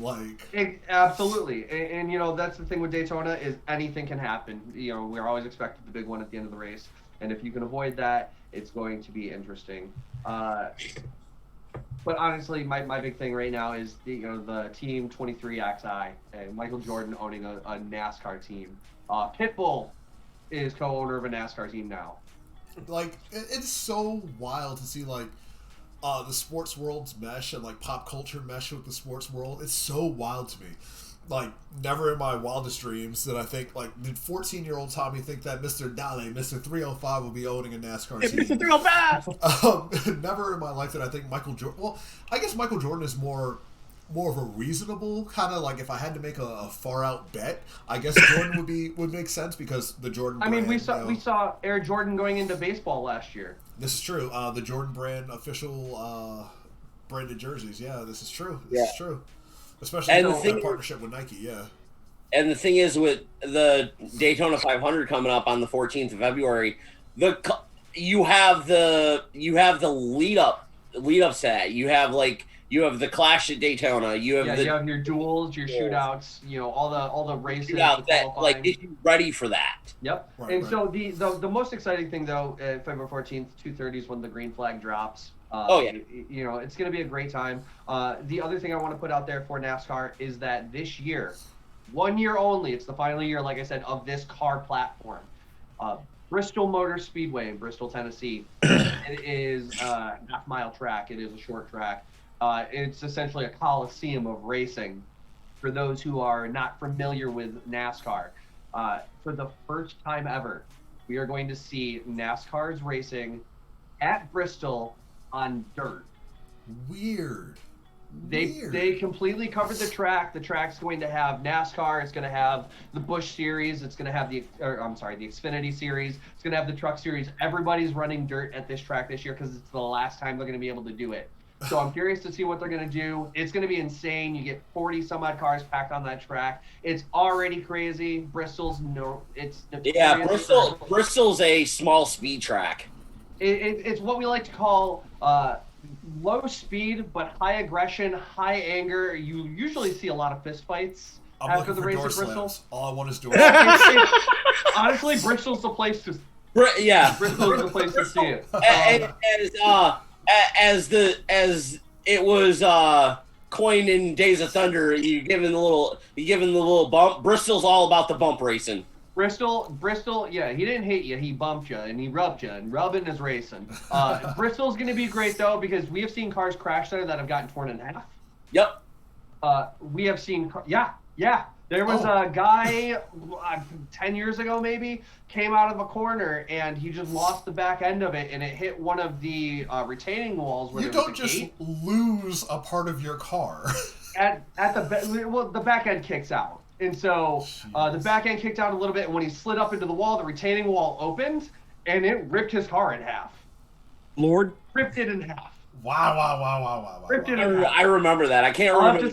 I'll have to send you the video of it. It was pure and utter insanity, but I'm really looking forward to that race because, like I said, it's going to be a change of pace. Plus, they've started adding more road courses to the system. You're going to see them race at Charlotte at the Roval, which is the road course oval of Charlotte Motor Speedway. You're going to be seeing them race the Indianapolis road course, which the Xfinity Series did last year, and it was awesome because you're seeing them run backwards on a course that is normally a giant thing. And you're like, well, that doesn't make sense, but it's awesome. It's really cool to watch. Honestly, like if you're not into NASCAR, this is going to be the year to get into it. You're going to see a lot of really cool stuff this year. A lot of really cool teams are going. And to be honest, like I'm really excited. There's going to be a lot of diversity in NASCAR. You know, people shit on. Makes me very excited. People shit on when we had the diversity with Danica Patrick would race because it's a female. But you're gonna see oh God, what's her name? I'm totally blanking on her name right now. But you're gonna see a lot of people coming up in NASCAR. Hallie Deegan. Yeah, Deegan. Sorry, all I kept thinking in my head was her dad, Metal Militia, and I'm like, yeah, the dirt bike. I had a feeling I knew who you were talking about. I was like, Hallie Deegan, right? But in my brain, it was just like I was thinking of her father. K-Swish in the chat says, dirt races are fire. Angry Dolphin says, all you got to know is turn left and Rubbin's racing. Turn left, Rubbin's racing. Absolutely. K-Swish also says, not a big fan of NASCAR, but my dad is, so I know a little bit about it. I've been to MIS a lot. Yep. Rob says it was his most memorable experience at Bristol. I'm assuming he's talking about the car losing half itself. Yeah. Here we go. Second part of that. Earnhardt turns Labonte out of turn 4 and basically pushes him across the finish line. Yep. Yeah, and Bobby Labonte ended the race literally with his nose. Like this was the tower, and his nose was just like on the start finish line. Jeez. Hit the wall. And Dale Earnhardt and Terry Labonte, they had their rivalries there, and I'll never forget. I didn't mean to turn them. I just figured I'd bump them and get them out of the way. Damn it, Terry. Raise hell, praise Dale. But that's all I got for NASCAR this week. We're going to obviously have some more going in there. Daytona is expecting 30,000 fans. 30,000? Socially distanced? 30,000. It's going to be the largest sporting event in the U.S. since COVID hit. So that'll be interesting because, I mean, I hate to say it, the fan base. You know the fan base. But there's a lot of really cool stuff dropping. We are looking at a lot of new paint schemes, a lot of new teams, a lot of new drivers. So we're gonna have a lot of really cool stuff in the following weeks. But yeah, February 14th, 2:30 p.m. Green flag drops live on Fox. Daytona International Speedway, the Daytona 500, the Super Bowl, the Great American Race. All right. So speaking of the Super Bowl, we kind of have something that leads up to the Super Bowl of professional wrestling. Tonight is the Royal Rumble event. Yeah, baby. My favorite day of the year. Screen. Yes. Yeah. The sign point. The sign point. All right. So as far as the Royal Rumble goes, in the area over there. let me pull up my notes Okay. for Royal Rumble. And I the have number- everything ready. The numbers 1 and 2 entrants have been announced. Randy Orton will be entering at number 1. Edge will be entering at number 2. Edge made his announcement for the Rumble this past Monday on Raw. One of his first television appearances since I believe he went out in June. Yeah, the injury. Yeah, May or June-ish. The last time Edge was in the ring was at Backlash versus Randy Orton in what was dubbed the greatest wrestling match ever in June of 2020. Before that, he returned from a 9-year retirement stint at last year's Royal Rumble in Houston. Rest in peace, Kobe Bryant. Kobe. Oh, fuck. I forgot about that. It was the Jeez, exact oh, God, same we day. just- we- The we I exact forgot about that. same Oh, day. my God. I'm so Yep. mad. Before feuding with Orton, and then obviously a triceps injury happened. Put him on the shelf for 7 months. Honestly, in my opinion, these two men are a great way to start off the Royal Rumble. That's on Edge. Orton is in an interesting position. He's in a feud right now with The Fiend, Alexa Bliss. I don't know, both of them. I don't even know anymore. But honestly, in my opinion, this is the best version of Randy Orton that we have seen on television since when he had his head shaved bald and he was doing the IED and punching people in the head. So I'm Yes. very excited to see how those two start off. Also on the card, we have Sasha Banks defending the SmackDown Women's Championship against Carmella. We have Raw Women's Champion Asuka and Charlotte Flair defending the Women's Tag Team Championships against former champions Shayna Baszler and Nia Jax. We have the Women's Royal Rumble. We have Goldberg versus Drew McIntyre for the WWE Championship, and we have Roman Reigns defending the Universal Championship in a last man standing match against Kevin Owens. Guys, what are your thoughts, your predictions? All right, here are my predictions. I'm gonna save the Royal Rumble matches for last because those ones I'm gonna get into those ones. I was ready for this one. So starting out with Sasha Banks and Carmella with her dude Reginald? Reginald, Is that his yeah, name? Reginald, Reginald. Reggie, whatever. Dude in his corner. Yeah. Reggie? I think this is where you either want to capitalize on giving Carmella back the belt for a little bit. I'd say maybe about a month or so. Let her hold it to like about a cool down after the back and forth between Bayley and Sasha. Yep. Let this die down a little bit, or you keep the belt on Sasha. And which if you do that, then we'll get into my Royal Rumble thing here in just a few minutes. I think I'm on the same wavelength as you for that. Yeah. Going into the women's tag title match, Asuka versus and Charlotte versus Shayna and Nia. I think this is where Charlotte turns on Asuka, costing them the titles. Really? Charlotte, reason why. Charlotte has done just about everything. The only thing she has not done in her career right now has won a Money in the Bank women's match. That's the only thing she has not. She has won the So- Royal Rumble. She has won the NXT Women's Championship. She has won the Yep. Women's Tag Team Championship, Yep. both the Raw and SmackDown Women's Championship, as well as Yep. the Divas title. Yep. So she's basically done everything except for the Money in the Bank, which eventually that's going to happen. Down the line, sooner or later, it's going to happen. Eventually. So it'll put her up there with Asuka as the only female who have done that in their career. Asuka has won. Yes, Asuka has won Money in the Bank. She has won the Royal Rumble. She has won the Raw Women's title, SmackDown Women's title, NXT Women's title, Money in the Bank. Money in the Bank. So yeah, Yep. yeah. Asuka is the only one on the roster right now who has won all major women's anything. Charlotte right behind her. So I do see this is where it's going to happen. And this is where we could see one of two things happen. Another one of them was with the Mania, with the Rumble thing. So we'll touch back with that. I see Nia Jax and Shayna recapturing the belts. Okay. They'll hold on to those for the time being. Going into the Goldberg versus McIntyre, I'm going to be completely honest with you. I want McIntyre to win. I think everybody with the same peace of mind wants McIntyre to win. Look at Yeah, his face. Eric's face, perfect example. And Tommy, can you I do me a love favor? Goldberg. What's Can up? you go retire Goldberg again? Sure, hold on. Let me just let me put on my iron jaw real quick.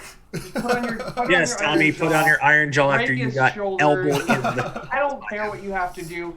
I am so I understand why Goldberg's being put in this situation. Absolutely. I understand why Drew McIntyre is being put in this situation. Yep.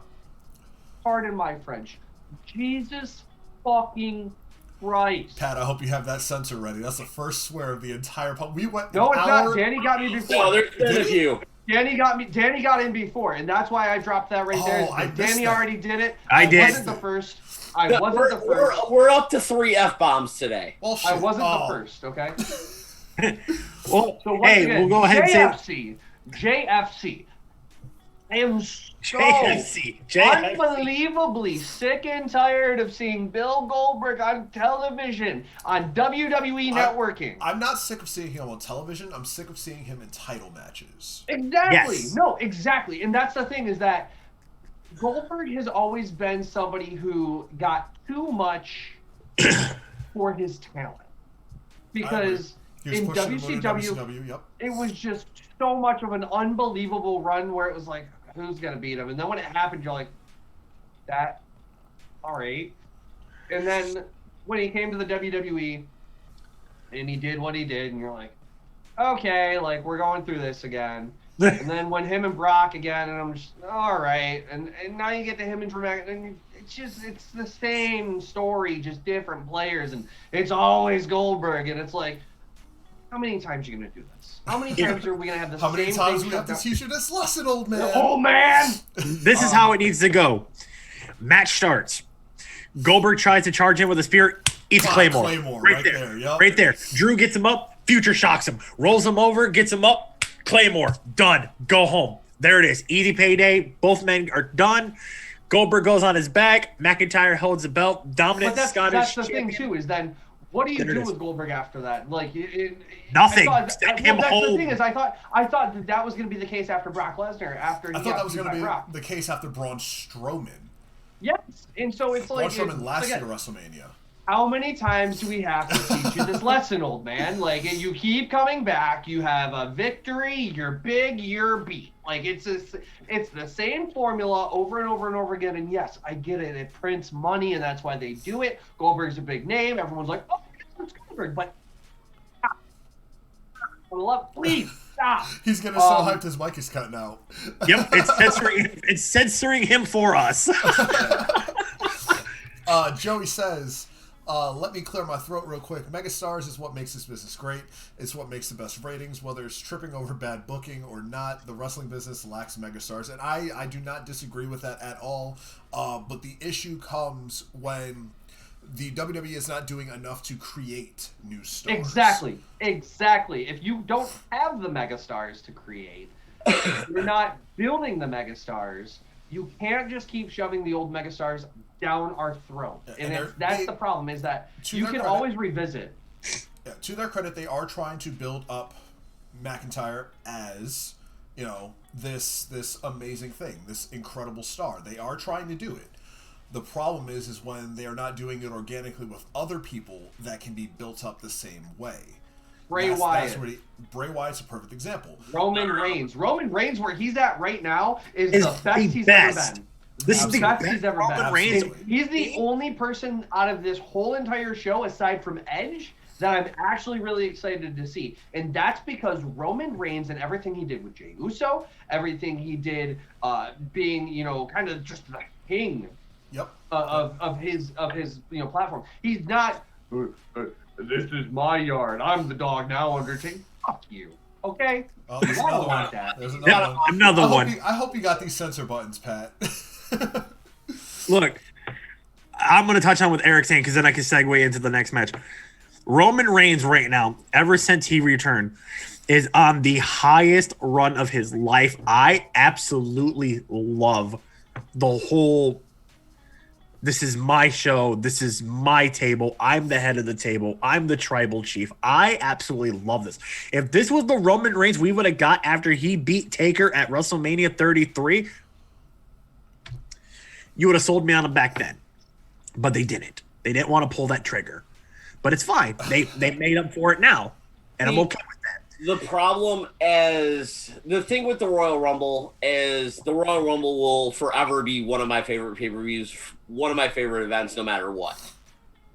The problem that lies now is WWE has such an intensive pay-per-view schedule that you don't have the time to truly get that build from Royal Rumble to WrestleMania, because you have Royal Rumble today, January 31st. Okay. February 21st is Elimination Chamber. Yep. No, February. Yeah, no, you're right. I'm sorry. Yes, Elimination Chamber. Yep. And then March 21st is WWE Fastlane. 3 weeks before Mania. So you're essentially running a 3-week pay-per-view schedule. You're running 3 pay-per-views over 9 weeks before your big event. And this is the thing: is you guys can make predictions and everything as far as what's going to happen, who's going to win. But the thing is with the fact that they have 3 pay-per-views building to WrestleMania, and WrestleMania is going to be in Raymond James Stadium this year, like it should have been last year, but due to COVID, it wasn't. You're not taking into account that what may happen today in the Rumble can get completely changed by the time Fastlane comes around. Yep, which is exactly what we saw last year. Real quick, Joey says in the chat, absolutely, but you utilize the megastars to create new stars. That's what I was saying earlier. Same scenario as when you're trying to book a young rookie to build him up. You give him credible veterans, you let him learn. A little bit different scenario with Drew and Goldberg, but to me, there's nobody besides The Fiend I'm into as far as WWE, NXT not included, which, once again, 100% agree. Rob says his dark horse tonight is so left field, Sheamus. Honestly, the way he was built up, I agree. We're gonna get there. Danny, go ahead. Jumping the gun, Rob. Jumping the gun. The last 3 matches, Danny. That would be the Universal title match, Roman versus Owens, and then the 2 Rumble matches, and then we're gonna go back to the WWE after this, because obviously there's some news that has happened this past week. So go ahead, let's finish up these Rumble picks. Yes. With the Universal title match, I'm going to try to kill some time on this one real quick. If Roman wins, then I'll explain why with my with the pick for the men's one. And if they pull something here, they put Kevin Owens over. God, I can't English right now. I'm excited. If Owens goes over, then here comes the other scenario. So now we're going to jump into the women's Royal Rumble. My 3 picks tonight. Okay. Are going to win the Rumble. We are either going to see Bianca Belair. Okay, I like that. That's solid. And we'll see her versus Sasha Banks at Mania. We are going to see Alexa Bliss. Also solid, based upon story arc, yeah. And then here's the reason why I said Charlotte's going to turn. Charlotte will get the belt off Asuka.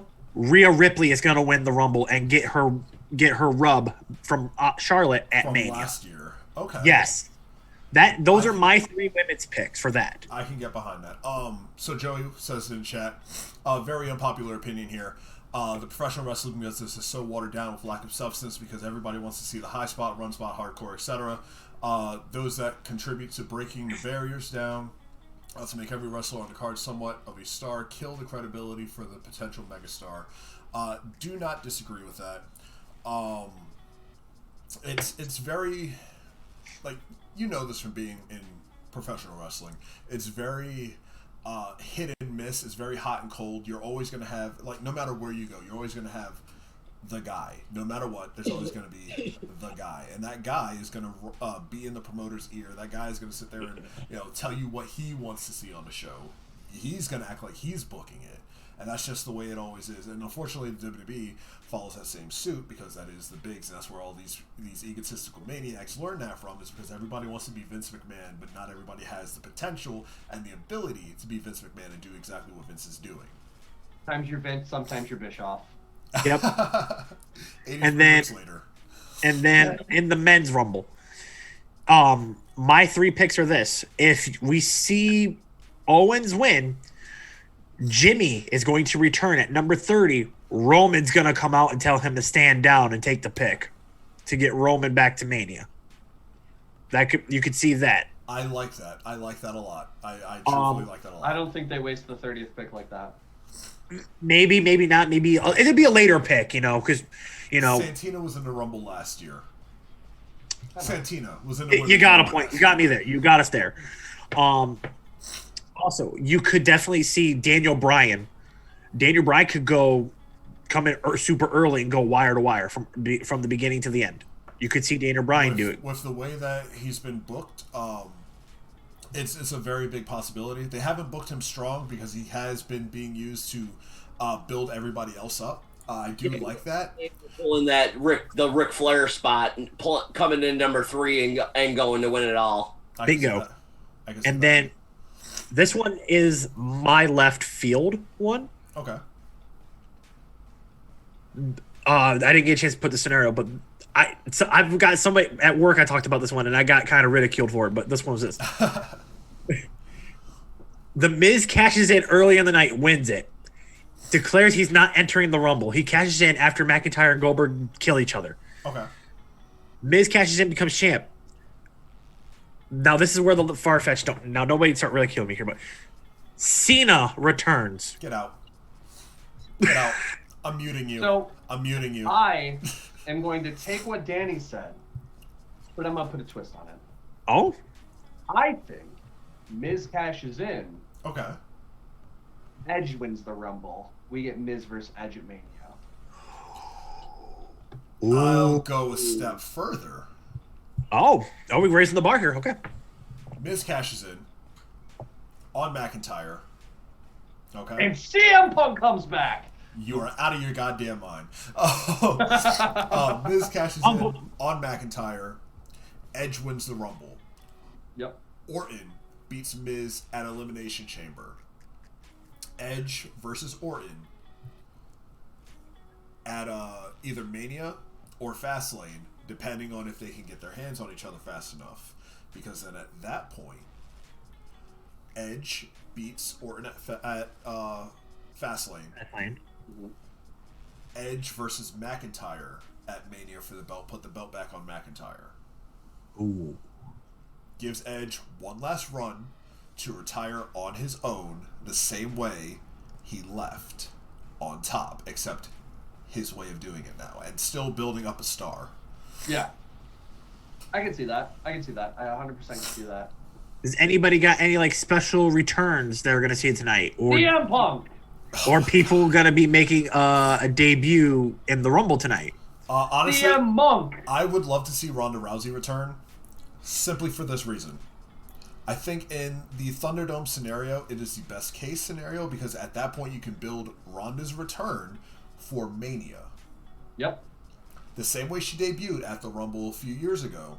Same way she ends it now, except instead of facing down Asuka, maybe she's facing down Charlotte, who I think is going to win the Royal Rumble. Okay. Back to back? Back to back. First female to ever do it.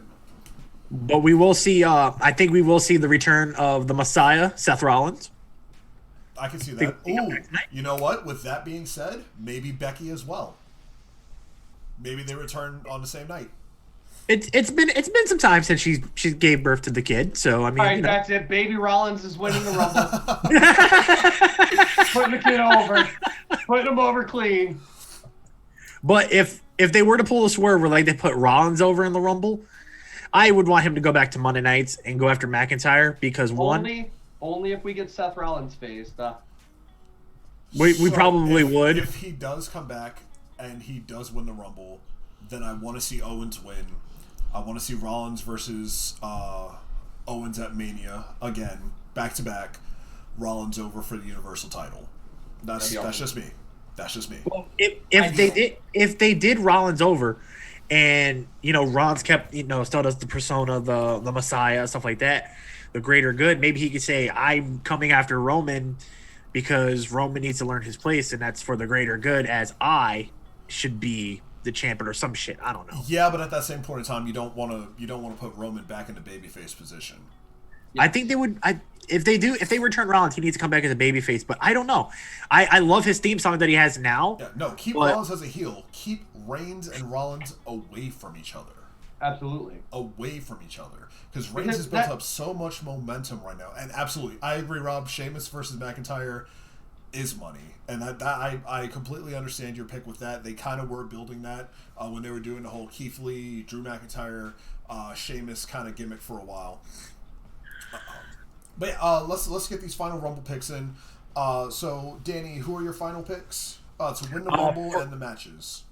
For the women, my final three, my picks are Bianca, Alexa, Rhea Ripley. I would say Rhea Ripley wins it. Okay. For the men, Daniel Bryan, Roman Reigns, depending on how the Universal Title match plays out, and then I will see. I will actually I'll go with Rob on this one. Sheamus. Those are my three. Okay. What about you, Pat? What do you think? Sasha over Carmella. Okay. Asuka and Charlotte over Baszler and Jax. The men's McIntyre over Goldberg. Owens over Roman. The women's Royal Rumble is going to see the return of Ronda Rousey winning it from the number 27 spot. Okay. Which That's a bold prediction. And then like a specific prediction. It's very bold. Not only It's just like, returning, but like a specific number. I'm not just saying that it's going to be number 27, but you should bet the bank that Ronda Rousey is going to win it all.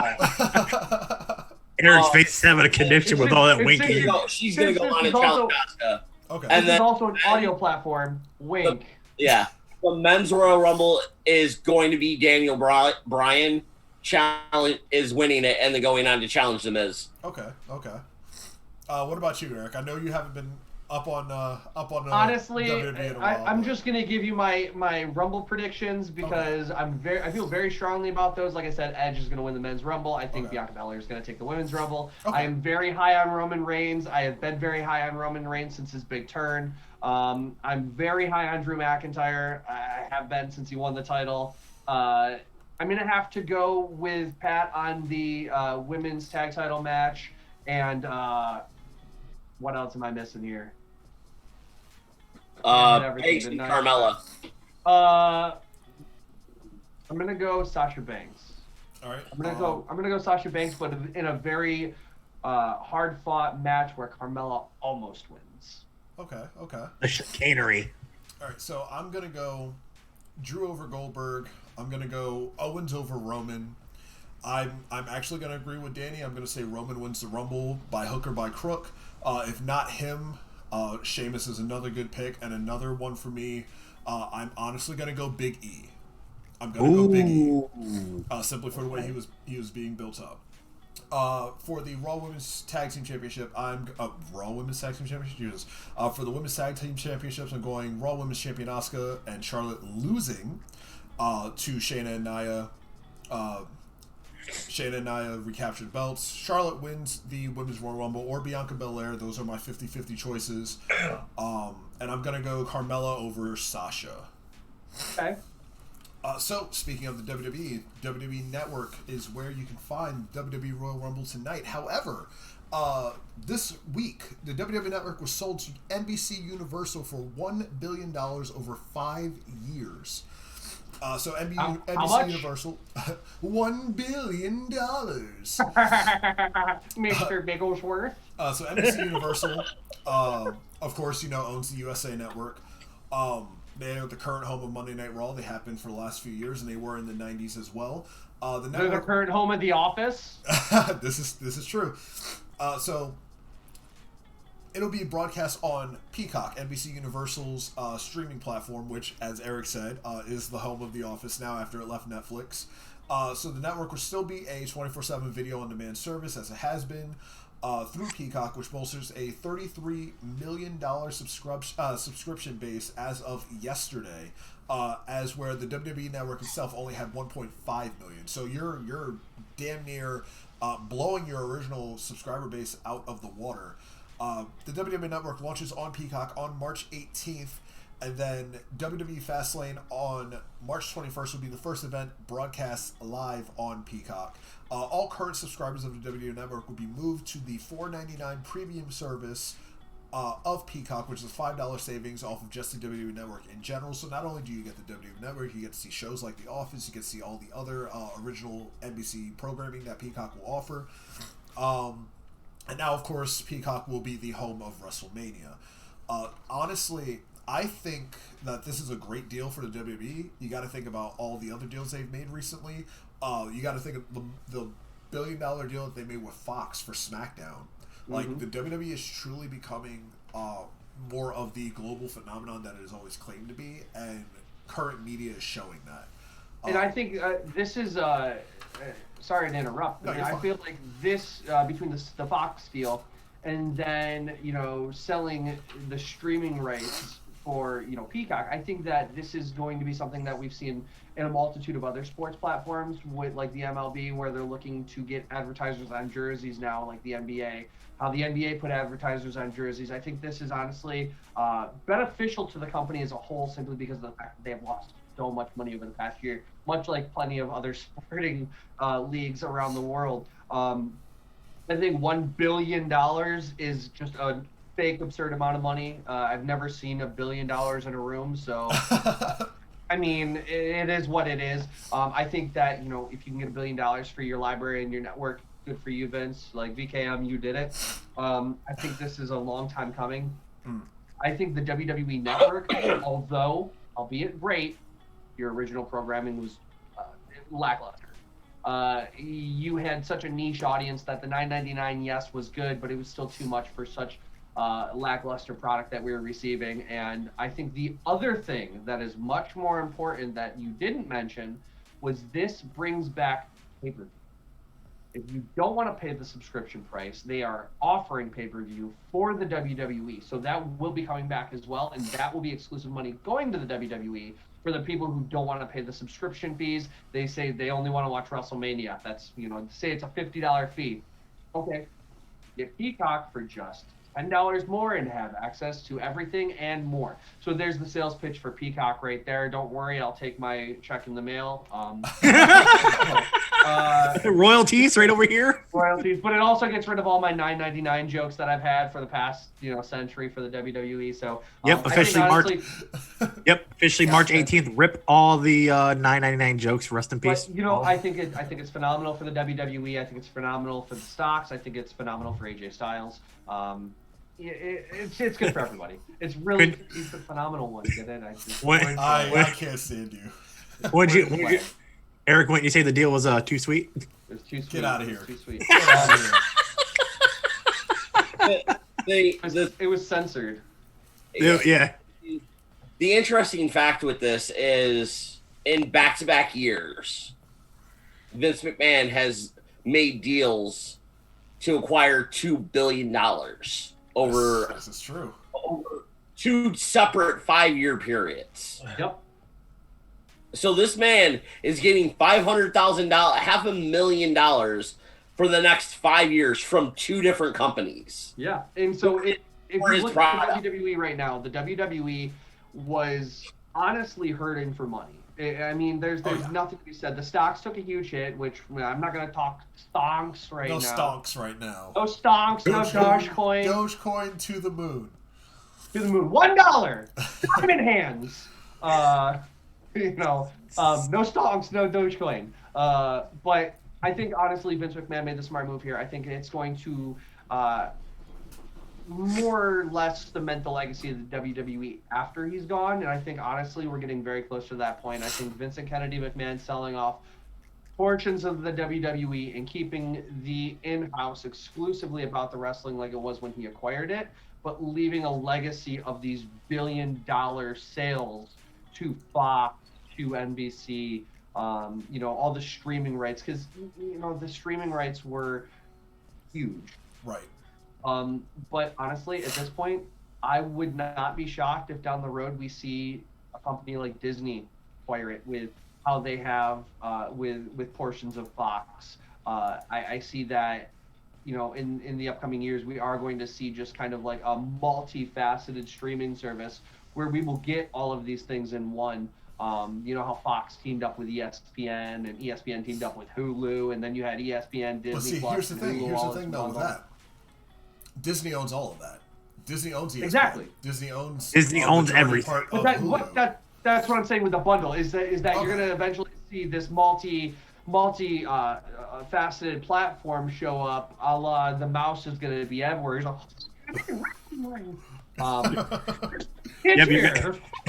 You're gonna end up getting this.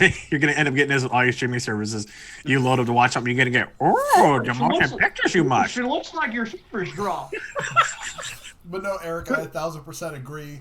Guys, we are going to take a break. You guys have been with us for an hour, 45 minutes. We're going to take a quick break, and then we are going to get into the main event of our show today, and that is covering Super Bowl 55, the big game. We are going to be right back, and we'll see you in a second.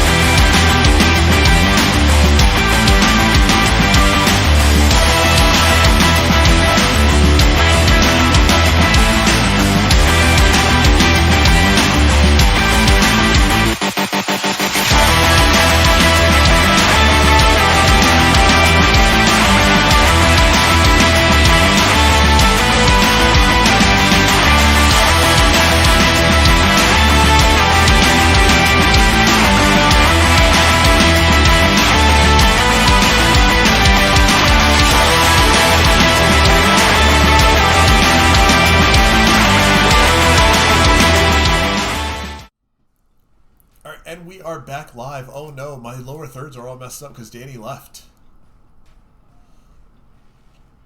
I'm fixing it. I gotta. Where's Danny's lower third? There we go. Boom. There we go. Oh no! There we go. Okay, we're good. Live TV, man. Live TV. But speaking of, we are live again. And now, like I said before, the main event of the evening. Super Bowl 55. Next Sunday, February 7th, AFC champion Kansas City Chiefs take on the NFC champion Tampa Bay Buccaneers. Live on CBS, 6:30 p.m. The Bucs are the first ever team to play a Super Bowl in their own stadium and the third ever team to do it in their own metro area. The Chiefs finished the season with a 14-2 record. The Tampa Bay Buccaneers finished with an 11-5 record. They were second place in the NFC South. The Chiefs, of course, won the AFC West. The Chiefs are favored by 3 in a 57-point spread at the moment. The Chiefs are looking for a back-to-back Super Bowl victory, and Tom Brady is playing in his 10th Super Bowl. Sarah Thomas is the first woman to officiate a Super Bowl as a down judge. The Bucs are the first wildcard team to make the Super Bowl since the 2010-2011 Packers. The Chiefs are the first seed in the AFC, as I said. If they win, they will be the first team since the Tom Brady-led Patriots in 2003-2004 to win the Super Bowl back-to-back. Guys, what are these notes? What a time we are living in right now. Good. Here we go.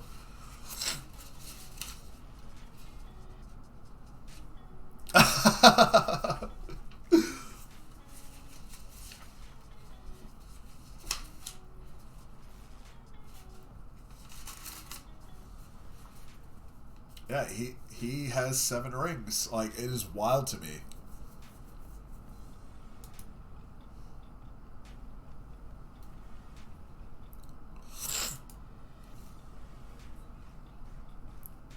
Oh, Eric, bud. I think your mic is muted. Oh no, we're muted. Oh, I am so dumb. Hey, Eric. So remember that time where I muted the Zoom call in the beginning? Yeah. I did it again. So, you wanna... Dude, nobody heard any of this. Ready? So I'm gonna need you to rewind real quick. All right, Tom Brady. You and me and you. There No, we I'm go. kidding. No, Tom Brady is 10 Super Bowls. That's impressive. He has won 6, could win a 7th. I think, just me, Tom Brady is going to win a 7th Super Bowl, and here's why. Patrick Mahomes is literally 2 weeks. At the Super Bowl, will be 3 weeks off of concussion Yeah, protocol. 3 weeks. Yes, yep. Tampa Bay has been lights out. The Chiefs, the biggest threat that the Bucs have, Kelsey. I agree. But on the other side, you have Rob Gronkowski. And so, you have those balances between the two. Tom Brady, like I said earlier before we were off of mute, was that Tom Brady is the greatest quarterback of all time. I said it until I was blue in the face when he was a New England Patriot, but nobody wanted to listen simply because of the fact that I was just a cocky New England Patriots fan. Blah, blah, blah, Tom Brady. What needs to be understood is that this guy has won the most Super Bowls in NFL history as a quarterback. Him and Belichick together won the most Super Bowls together as a coach and quarterback combo. The guy is a record-breaking quarterback. He is arguably, for anybody who wants to have the argument, you lose. He's the greatest quarterback of all time. And if he wins this with a team that wasn't even playoff bound last year, it says leaps and bounds about him as a player, as a a locker room leader, as an offensive coordinator, because that's what a quarterback is. They're essentially an on-field offensive coordinator. He is the greatest quarterback of all. Patrick Mahomes, I don't think you go back to back. But weirder things have happened. 28-3. Ouch! Ouch! Sorry, Falcons fans. He doesn't mean it. I'm not sorry at all. I mean, he I'm does not sorry mean at all. I do mean it. I 100% mean it. 28-3. How'd you blow that lead? Easy, Tom Brady. But I think Patrick Mahomes. I gotta get off my New England Patriots bandwagon for a second. Sit down as an NFL fan. I think Patrick Mahomes versus Tom Brady is perfect. I much would have rather seen Josh Allen and the Buffalo Bills go against Tom Brady, because I think that would have made a greater story. Seeing the Buffalo Bills make it all the way to the Super Bowl only to face their division rival Tom Brady in the biggest game of the season. Because every time the Bills would play the Patriots was the biggest game of the season between the two, you know what I'm saying? Absolutely. And so to have that in the Super Bowl in Tampa Bay and the Bills coming out on top, I think would have just been the picture-perfect story for Josh Allen and the Buffalo Bills. But speaking, I do want to talk about the Buffalo Bills while we're here, because I said when Josh Allen got drafted that this quarterback was going to be the guy in the next 5 years, not only taking to the playoffs, but taking to the Super Bowl. And I think we are still on that track. I think in the next 2 years, we're going to see a Josh Allen-led Buffalo Bills squad in the Super Bowl playing for that big trophy, the Superb Owl Trophy. I mean, and you got to think as well, the last 3 years that Josh Allen has been the starting quarterback for the Buffalo Bills, they have made the playoffs. They lost to Jacksonville the first go-around. They lost to Houston last season, and making it all the way to the AFC Championship this year, losing to the defending champion Chiefs.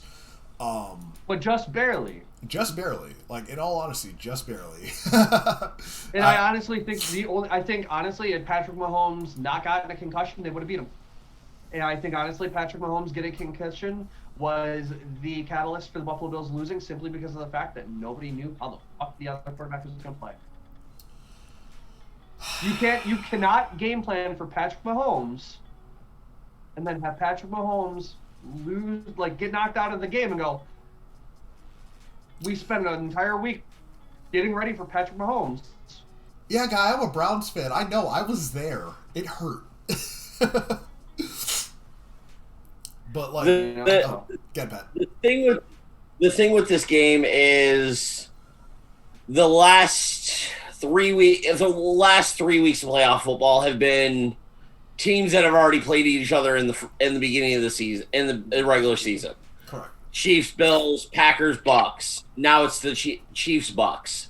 And back in week one, whenever it was early season. Patrick Mahomes put up 3 touchdowns with almost 400 yards passing. Tyreek Hill had 200 yards receiving in one half against the Bucks. But the difference from that performance to now is the Bucks defense has not been as lights out as it has been. This is correct. They honestly, if you look at the Bucks in the beginning of the season, you would immediately think there's no way they're making the playoffs. There's no way they're making the Super Bowl. But Brady be damned.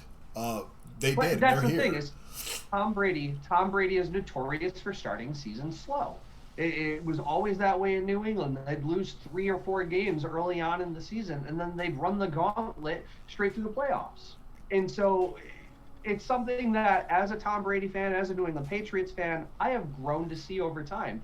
Tom Brady is different at the end of the year. Once you hit that bye week and you go on past that bye week, it's a different ballgame. Tom Brady is a playoff caliber quarterback mid-season.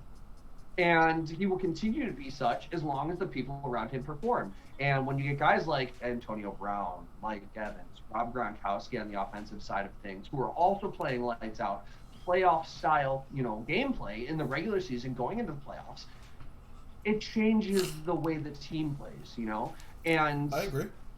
Tom Brady in the Super Bowl is much different than Tom Brady in the regular season. Oh, yeah. And seeing Tom Brady in the way he played against the Chiefs earlier in the year, you're going to see a different caliber of play from Tom Brady and the rest of the squad, because they've already played the Chiefs. They already know what to expect. Tyreek Hill is going to just be this flash caliber player. You know that he's going to be out there and he's going to be trying to juke people out of their feet like he's going for a 3-point. Like he's trying to get in the paint and break somebody's ankles. That's just the way he plays. You know Patrick Mahomes, you need to get him out of the pocket, but you also need to keep him contained behind the line. Because as soon as he passes that line of scrimmage and he turns on the Jets, it's over. You've lost 12 yards to Patrick Mahomes. Or if he breaks containment, he finds Travis Kelce in a soft spot of the zone. Exactly. So which we definitely saw over the last 2 playoff games, both against the Browns and against the Bills. Travis Kelce is that safety net for him, and Travis Kelce can absolutely gain monster yardage in situations like that. And I think that the big thing to remember, though, is that the Bucs offense right now has so many targets you can't cover everybody. You cannot cover everybody. So you're going to see the double coverage early on with Rob Gronkowski, because if Rob Gronkowski, it's been proven in playoff games with him, if he can't get hot in the first half, he will stay cold the second half. Yep. Antonio Brown, if you get into his head on the line, he will not catch balls.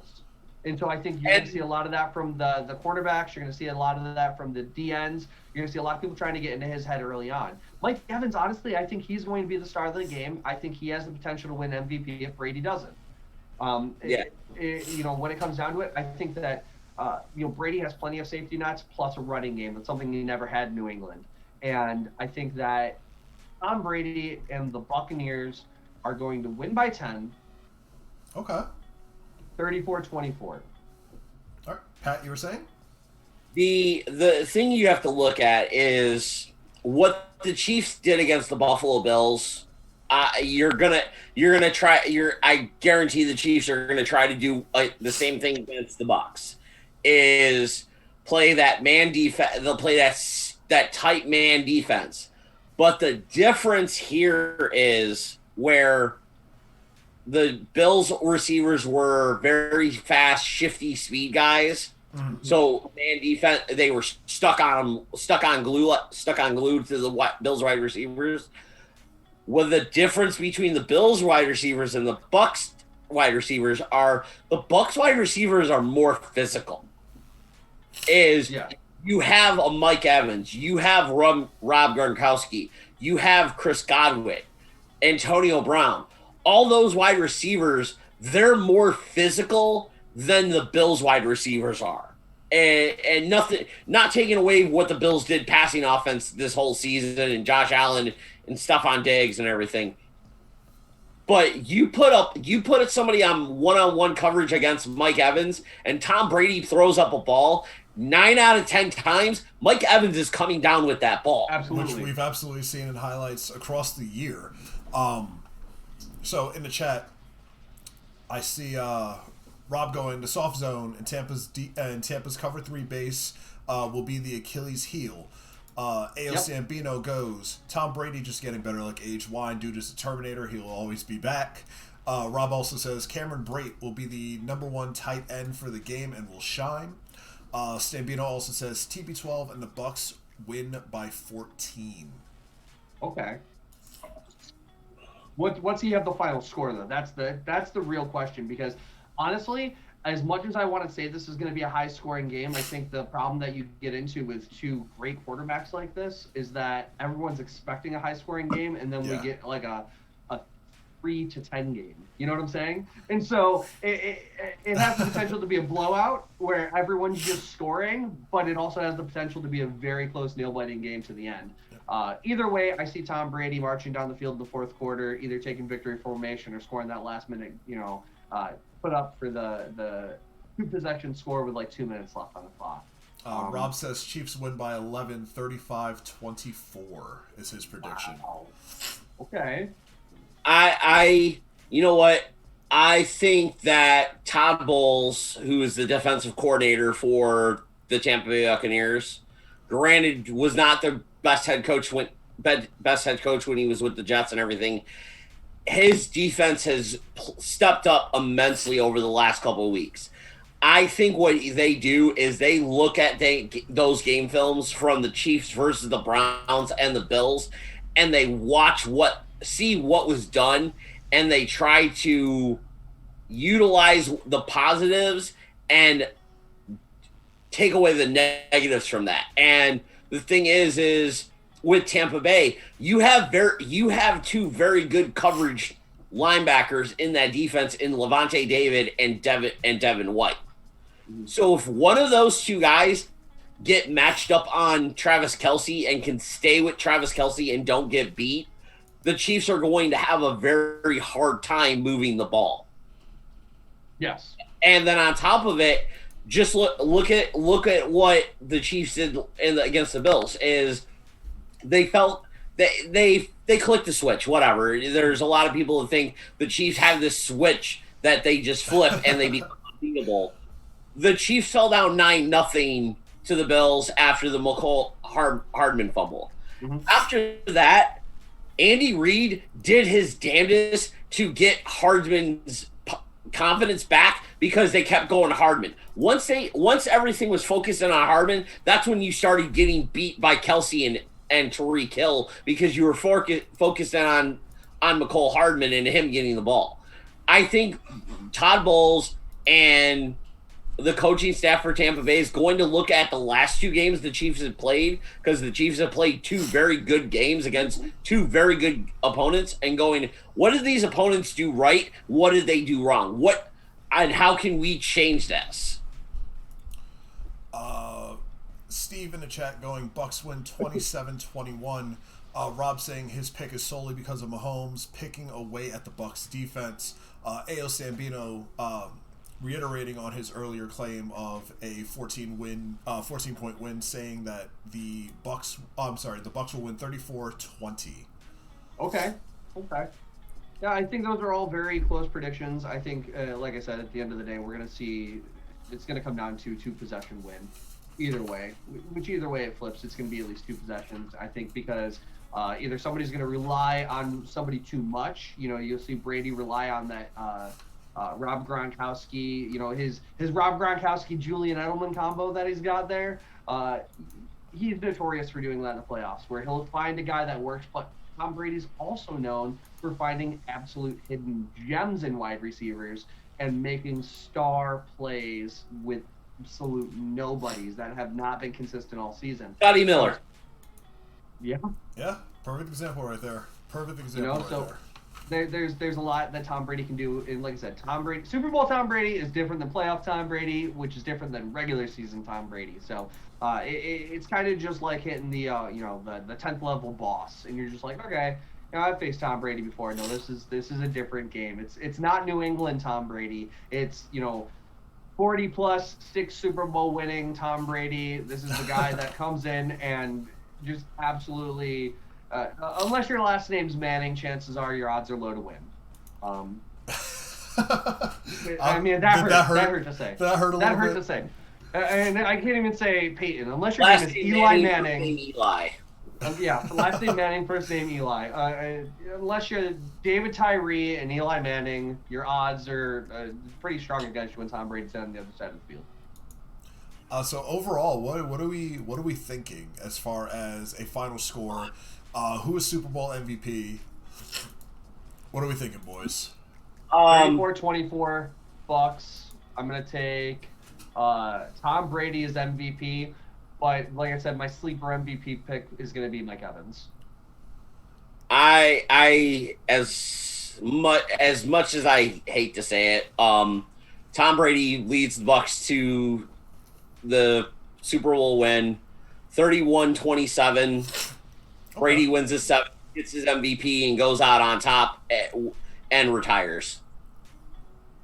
In the chat, we have Angry Dolphin going 35-32. Mahomes hits Kelce for the game winner. Mahomes MVP. So I'm also going to go Kansas City. I'm going to go 27-20 Kansas City. Mahomes MVP. Sambino says Mike Evans MVP. Danny, of course, it's always a pleasure having you, bud. We'll see you next week. We'll Super Sunday it up. Rob says Mahomes as the MVP. 17 for 21, 270 on the ground. 270 passing yards, 3 touchdowns, 1 touchdown on the ground. That's bold. I say we see 800 passing yards between the two quarterbacks. 800. Yeah, I think you're gonna see Mahomes threw minimum, for over 400 the last time they played. yeah, This is true. But you're gonna get minimum 700 yards passing. But there have been two quarterbacks this postseason that have thrown for 450 to 500 yards that ended up losing the game. Yeah. So That's what I'm saying. That's exactly what I'm saying. And Tom Brady is not a run-first quarterback. So I think we're gonna see, I think we're gonna see old Lightning Tom throwing down that 4.640 every so often. Turning on the Jets, running for a first down and sliding. My man said 4.640. Tom Brady's fast. I know he's not 4.640 fast, but Tom Brady is deceptively faster than Madden gives him credit for. They look at the amount of runs too when they give you your speed. They're like, he runs like 6 times a season, but he's fast when he does it. Here's a 40 speed for you. How come players with broken legs in Madden run faster than Brady? It doesn't make sense. Guy's old, but he's fast. I think that Tom Brady, though, I think he throws over 400 yards. I think he throws 3 touchdowns, honestly. I think we see Patrick Mahomes at least run for 1, maybe even a quarterback sneak situation where Kelsey gets down to the 2 or the 1, and we see Patty Mahomes try to take the game to his hands, and hopefully not get concussion protocol. But I do want to put this out there. Okay. Patrick Mahomes is concussion protocol. I think that the Chiefs have a chance to win it. So wait, let me get this straight. So your thought process on winning is based off of whether or not somebody has been absolutely knocked senseless. When you see a man fall to the ground, try to stand back up and fall over again, and then his backup quarterback comes in to save the game, yes. Oh, absolutely. Oh, that hurts so much. Absolutely. That hurts so much. Absolutely, 1,000%. You know what hurts more is I got my playoff Brown shirt in 2 days after that game. So what you're saying is the backup quarterback runs for 15 yards on a third and 14, and then gets a game-winning touchdown, and then gets like the game-winning first down to close out the game. Yep. And then he still doesn't win Super Bowl MVP. Yep. Patrick Mahomes won't even know what stadium he's in. I'm pretty sure Tom Brady will tell him. It's wild to me. So that's another thing. It's wild to me that this is the first time in NFL history that a team is playing the Super Bowl in their home stadium. As the home team. As the home team. As the home team, yeah. Which for me, honestly, who else but Tom Brady? Right? Yeah. He went to Tampa. Where's the Super Bowl at next year? Tampa? I'll sign with them. Fuck it. I don't want to travel that far next year. Hey, Jeter, can I stay in your mansion? I mean, it worked out for him. Hey, look at where we're at. But yes, the Super Bowl is next Sunday, February 7th, live on CBS, 6:30 p.m. If I'm correct, the halftime show will be done by The Weeknd. The weekend is here. The weekend is here. The weekend is here. Yeah. The weekend is now. Quick question. Are we going to get, weird, handsome Squidward weekend? So I don't know what was going on with those prosthetics, man. That whole music video was just wild. I want handsome Squidward weekend. Thank you, Rob, so much for the 200 biddies. Thank you so much. You want weekend with the prosthetics on. Yeah. Oh, absolutely. Prosthetics weekend. Knock Mahomes out. It's weekend at Bernie's. And we got Bernie Sanders in the crowd sitting there with his mittens in Tampa. Hot as fuck. What's funny is the lady that made those mittens are now selling them online. Good. Oh, well, she was selling them online before. Might have been. I don't know. But anyways, the one thing I do want to see, if they do cutouts to fill in stadium seating, I better see an angry Bernie. I'm here for it. I'm 1,000% here for it. I will. If they sell seats, I will buy cutouts. Oh. Plural means two. I'm waiting for the Bernie Sanders in the NHL cutouts. Yeah, or the MLB ones. MLB ones. Just Yeah. Why did Bernie Sanders look like fucking Genie? Oh, I love you guys. I love you guys. What a fantastic first episode, guys. So, before we cut off, let's go to the games of the week. The NHL game of the week is the Boston Bruins at the Philadelphia Flyers at the Wells Fargo Center in Philadelphia, Pennsylvania, February 3rd, 8 p.m. on NBC Sports. The NBA game of the week will be February 2nd, the Boston Celtics taking on the Golden State Warriors live at the Oracle Arena. I believe it's the Oracle Arena in San Francisco, California. Yeah. That is on NBA League Pass and TNT. And then, of course, the big game of the week, the NFL game of the week, Super Bowl 55, the AFC champion Kansas City Chiefs take on the NFC champion Tampa Bay Buccaneers, February 7th, 6:30 p.m. on CBS from Raymond James Stadium in Tampa, Florida.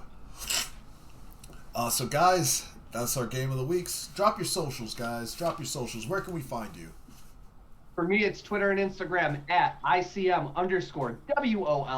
That's ICM_Wolf. That's the Twitter and the Instagram. Find me there. We drop a lot of news for the Twitch streams, a lot of merchandise stuff. Plus, if you like photos of food, kids, cars, whatever, we got it. You name it, it's there. What about you, Matt? You can find me on Twitter, Instagram, and Facebook, the Ganchise83. All right, and for me, you can find me at the little handle down there below, at JumpBoost Gaming. That is on Instagram. That is on Twitter. You can follow the page on Facebook, JumpBoost Gaming. Follow us here on Twitch. If you enjoyed what you saw, thank you so much for coming out. I appreciate you. We plan on doing this weekly. Next week will be our Super Sunday edition of the show, strictly Super Bowl based, going a little more into depth than we did today. Because it is the big game. Obviously, news is happening all the time. Updates are happening all the time. So just stay with us, and we'll keep you tuned. Look at that Pat's ring. Look at that Pat's ring. Show the bling. I'm not kissing that ring, bud. Pretty 12. It's the perfect game. So Oh man, it's blurry, but it says New England 34, Atlanta 28. Oh, you are forever going to love that. Like, it was such a good game. Absolutely. 328 is my favorite date ever. Oh my god. And you know what? Before we end it, I'm gonna do it because everybody does it at the end of the show. We're gonna magically point at the sign. It's Royal Rumble night, baby. It's Royal Rumble night. So you guys, thank you for coming out. I hope you guys have enjoyed. We will post a link to this when it is available on streaming platforms for audio. There will be a repost of this podcast on Facebook, YouTube. And yes, rest in peace, John Huber, Mr. Brody Lee, forever the greatest, forever exalted. Thank you so much for everything you've done for the wrestling business. You will forever be missed. You can get that tea at Violent Gentleman. Proceeds do go to his family. So, do something for a good cause. And until next time, guys, I love you. Stay safe. I hope you guys have enjoyed. I'll talk to you later. So Bye.